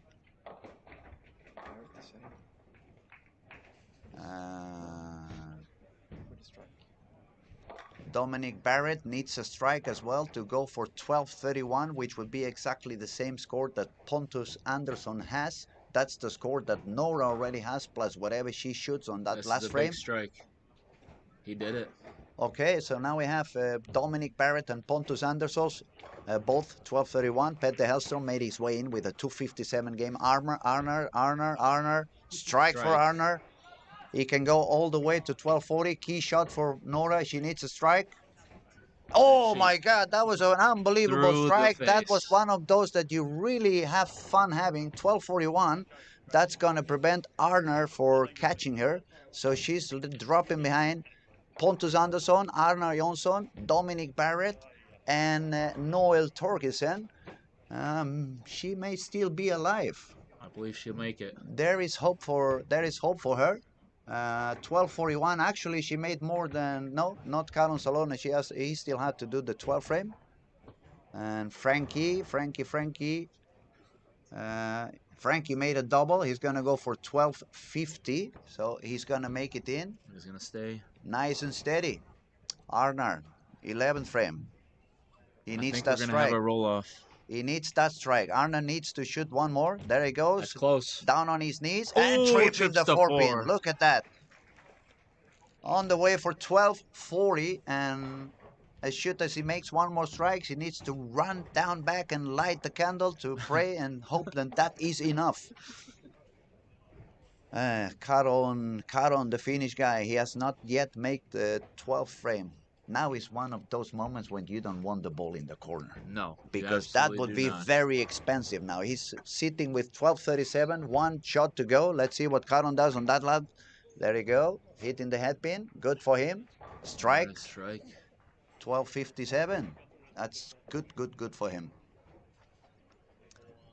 Now we have to look back and see what Alec is doing and Justin Knowles. Alec is not doing good. He needs to spare. He does. Nice way of sparing, but now he needs to strike out to make 202. He still can go all the way to 1260. If he does 202, he was sitting with 60 plus. And Justin Knowles was sitting with 47 over. And currently is on a pace of 205. So it should be enough for Justin. And let's see what Alec managed to do on this last couple of frames. It's definitely pretty tight. It's quite exciting. So what do you think the cat's going to be, man? It's going to be the 1231. 1231, I believe it is. Is it a roll-off? 9th and 10. You guys going to kill me.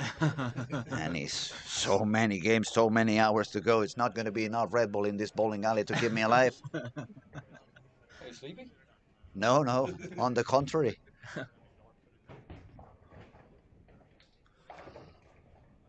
Okay, Ethan Fiore, fly me to the moon. That was quite deep in there, taking the Brooklyn. 250 something and 1330 for him. Good job. We forgot to mention Ryan Barnes 194 for not 194 for 1351. I believe he's the leader of the squad. Ethan can go all the way to 1330. We had Sean Reich with 1319. We had Joachim Carlson with 1321. Strike for Justin Knowles. It's a double. That puts him pretty much in the cut right away. Andrew Anderson also a great game. Look at that. On the 260. scoring for 268. Andrew was only 7 pins above the cut. And now he's making really, really good. So he's going to survive it like a pro. As he is. Now we have to see Alec. Let's see what Alec manages to do. Raymond T is not a high game, but he had already the score in the pocket. Nothing to worry about him. Now, important frame. It's the 9th frame. He wants to get the strike, so he gives himself a chance to go higher on the 10th. Here we go. Lane 10. Looks close. And he does it. Late 7, Late but 7. yes, it's a good strike. Gives him a chance to go for all the way of 202, which would give him a score of 1262. If he doesn't really double and he goes for a 9 spare strike, it would still be 1242, 1 pin ahead of Nora Johansson, but that we believe will be inside. Let me start counting. Uno, dos, tres.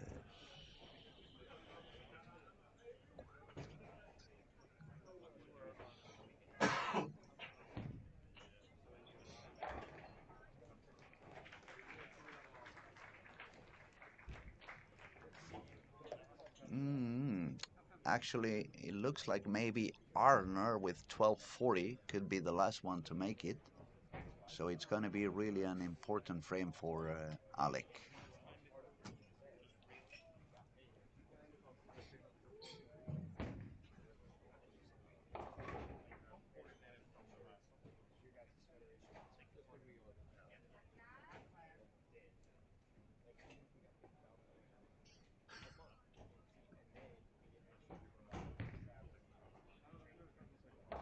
Okay. Ooh, way to be safe.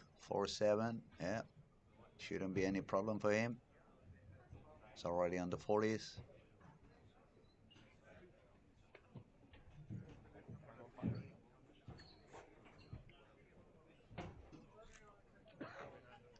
Yeah, Justin had already 47 over par with 5 games. He's already having 201 even if he doesn't touch any pin over there. So Justin is already 48 over. It's gonna be more than enough.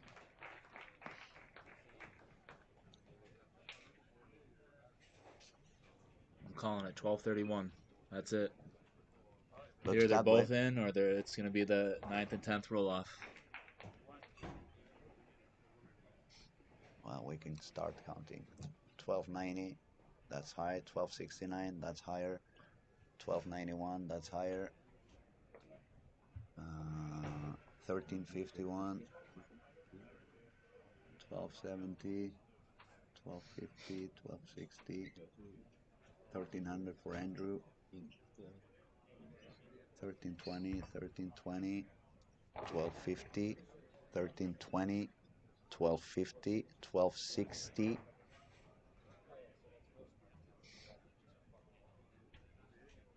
I think actually Alec is fighting with Nora. Unless I'm mistaken on my counts, I think it's going to be on 1241 or 1242. We will have to see. Important frame now for Alec. If he strikes, he's obviously going to make it into the next stage. Even a 9 spare strike could be enough.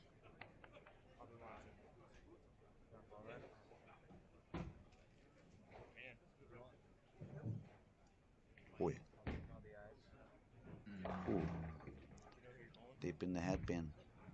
It was good that he had that previous light strike, otherwise with the spare that would have missed a couple of pins on the count. He definitely needs that spare. And I believe if he strikes, he's in. If he makes a bad frame, then he would drop to Nora. He could even drop to Arnar with 1240. Pretty tight. 1240 for Arnar, 1241 for Nora. With a strike, it would be 1242 for Alec.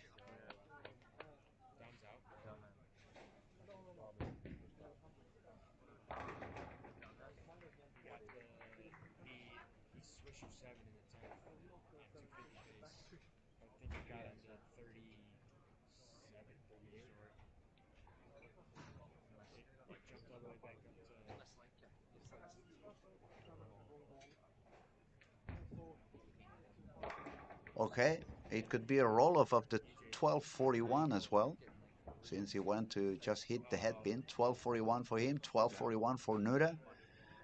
We are going to get the scores updated as soon as we can, and we will let you know who is the last one into the final. Just give us a few seconds. He strikes, isn't it? He would have been 16th if he struck. Or is it time? Nora and Alex tied at 1241. Wow, it's been pretty There's no 1242, right? tough conditions out there. Nope. Hats off to the And boys. Arnar had 1240, so We're gonna have the official really soon. just gonna have to But wait the and see unofficial score is as soon as the that scores Nora have and Alec updated. will both make it on 41 over. Somebody had to tell him he needed 9 to make it. As soon as we're done redressing the lanes, we will start final step 3, and it will be Bad in information. about That's what 40 he's saying. minutes. You need 9 to make it. Please, if you see any of the top 16 in the line to get Is food, it let them go, let them pass, so they will Alec Keplinger. get some food. Alec, 1241. Nora, 1241. Those are the last two who made it. So Arnar with 1240 is out by one That makes pin. sense because he must have had the information. Probably, but it was quite risky also. He threw it right down the center. I've seen Raymond shooting 5 doing that. And leaving the big church. Wow, that was unbelievable. So exciting. What an amazing 2 steps so far. It was so fun. It has been fun talking with you, buddy. Absolutely a pleasure. We could just gonna take a short break. We really need to get out there and breathe. I need to breathe some, and we gotta eat something and get some energy. We will be right back with some more action. Top 16 goes to the next stage. I remind you, number 1, which is Ryan Burns, is gonna face Alec. Ethan Fury is gonna face Nora. Joachim Carlson is gonna face Francois Lavoie. Sean Rush is gonna face Karon Saloma. Marcus Jansson is gonna face Raymond Tees. Andrew Anderson is going to face Justin Knowles, and Juho Riisinen is going to face Petter Hellstrom, and finally Thomas Larsen is going to face Nate Purchase.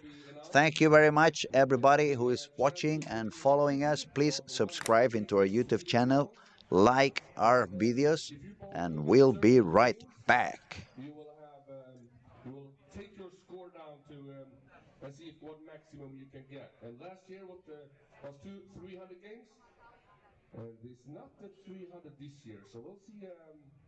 We'll get back to you shortly on that. We're gonna prepare some of the prizes. So hang in there.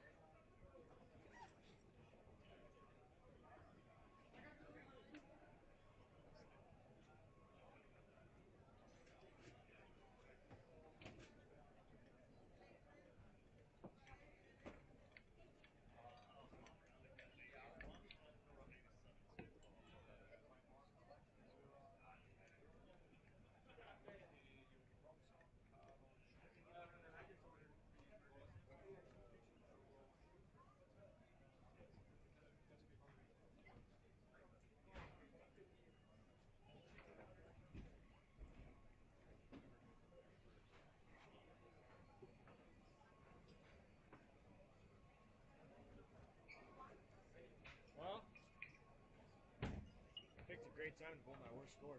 Yeah, no, you didn't. At least you fixed. So we're gonna have another new Land champion. You and Matthias fixed that. I'm sorry about it. But Yeah. jag hittade artikeln. Jag får låsa in dem här. Ni åker så bra.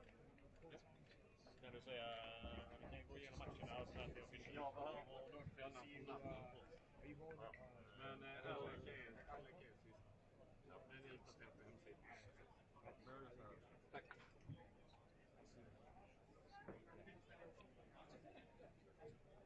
All right. Now we have the official score. And number 1 seed, Mr. Ryan Bars. Let's give him some applause, ladies and gentlemen. Qualified second, Ethan Fiore. Third, Joakim Karlsson. Fourth, Sean Rash. 5, Marcus Jonsson. 6, Andrew Anderson. 7,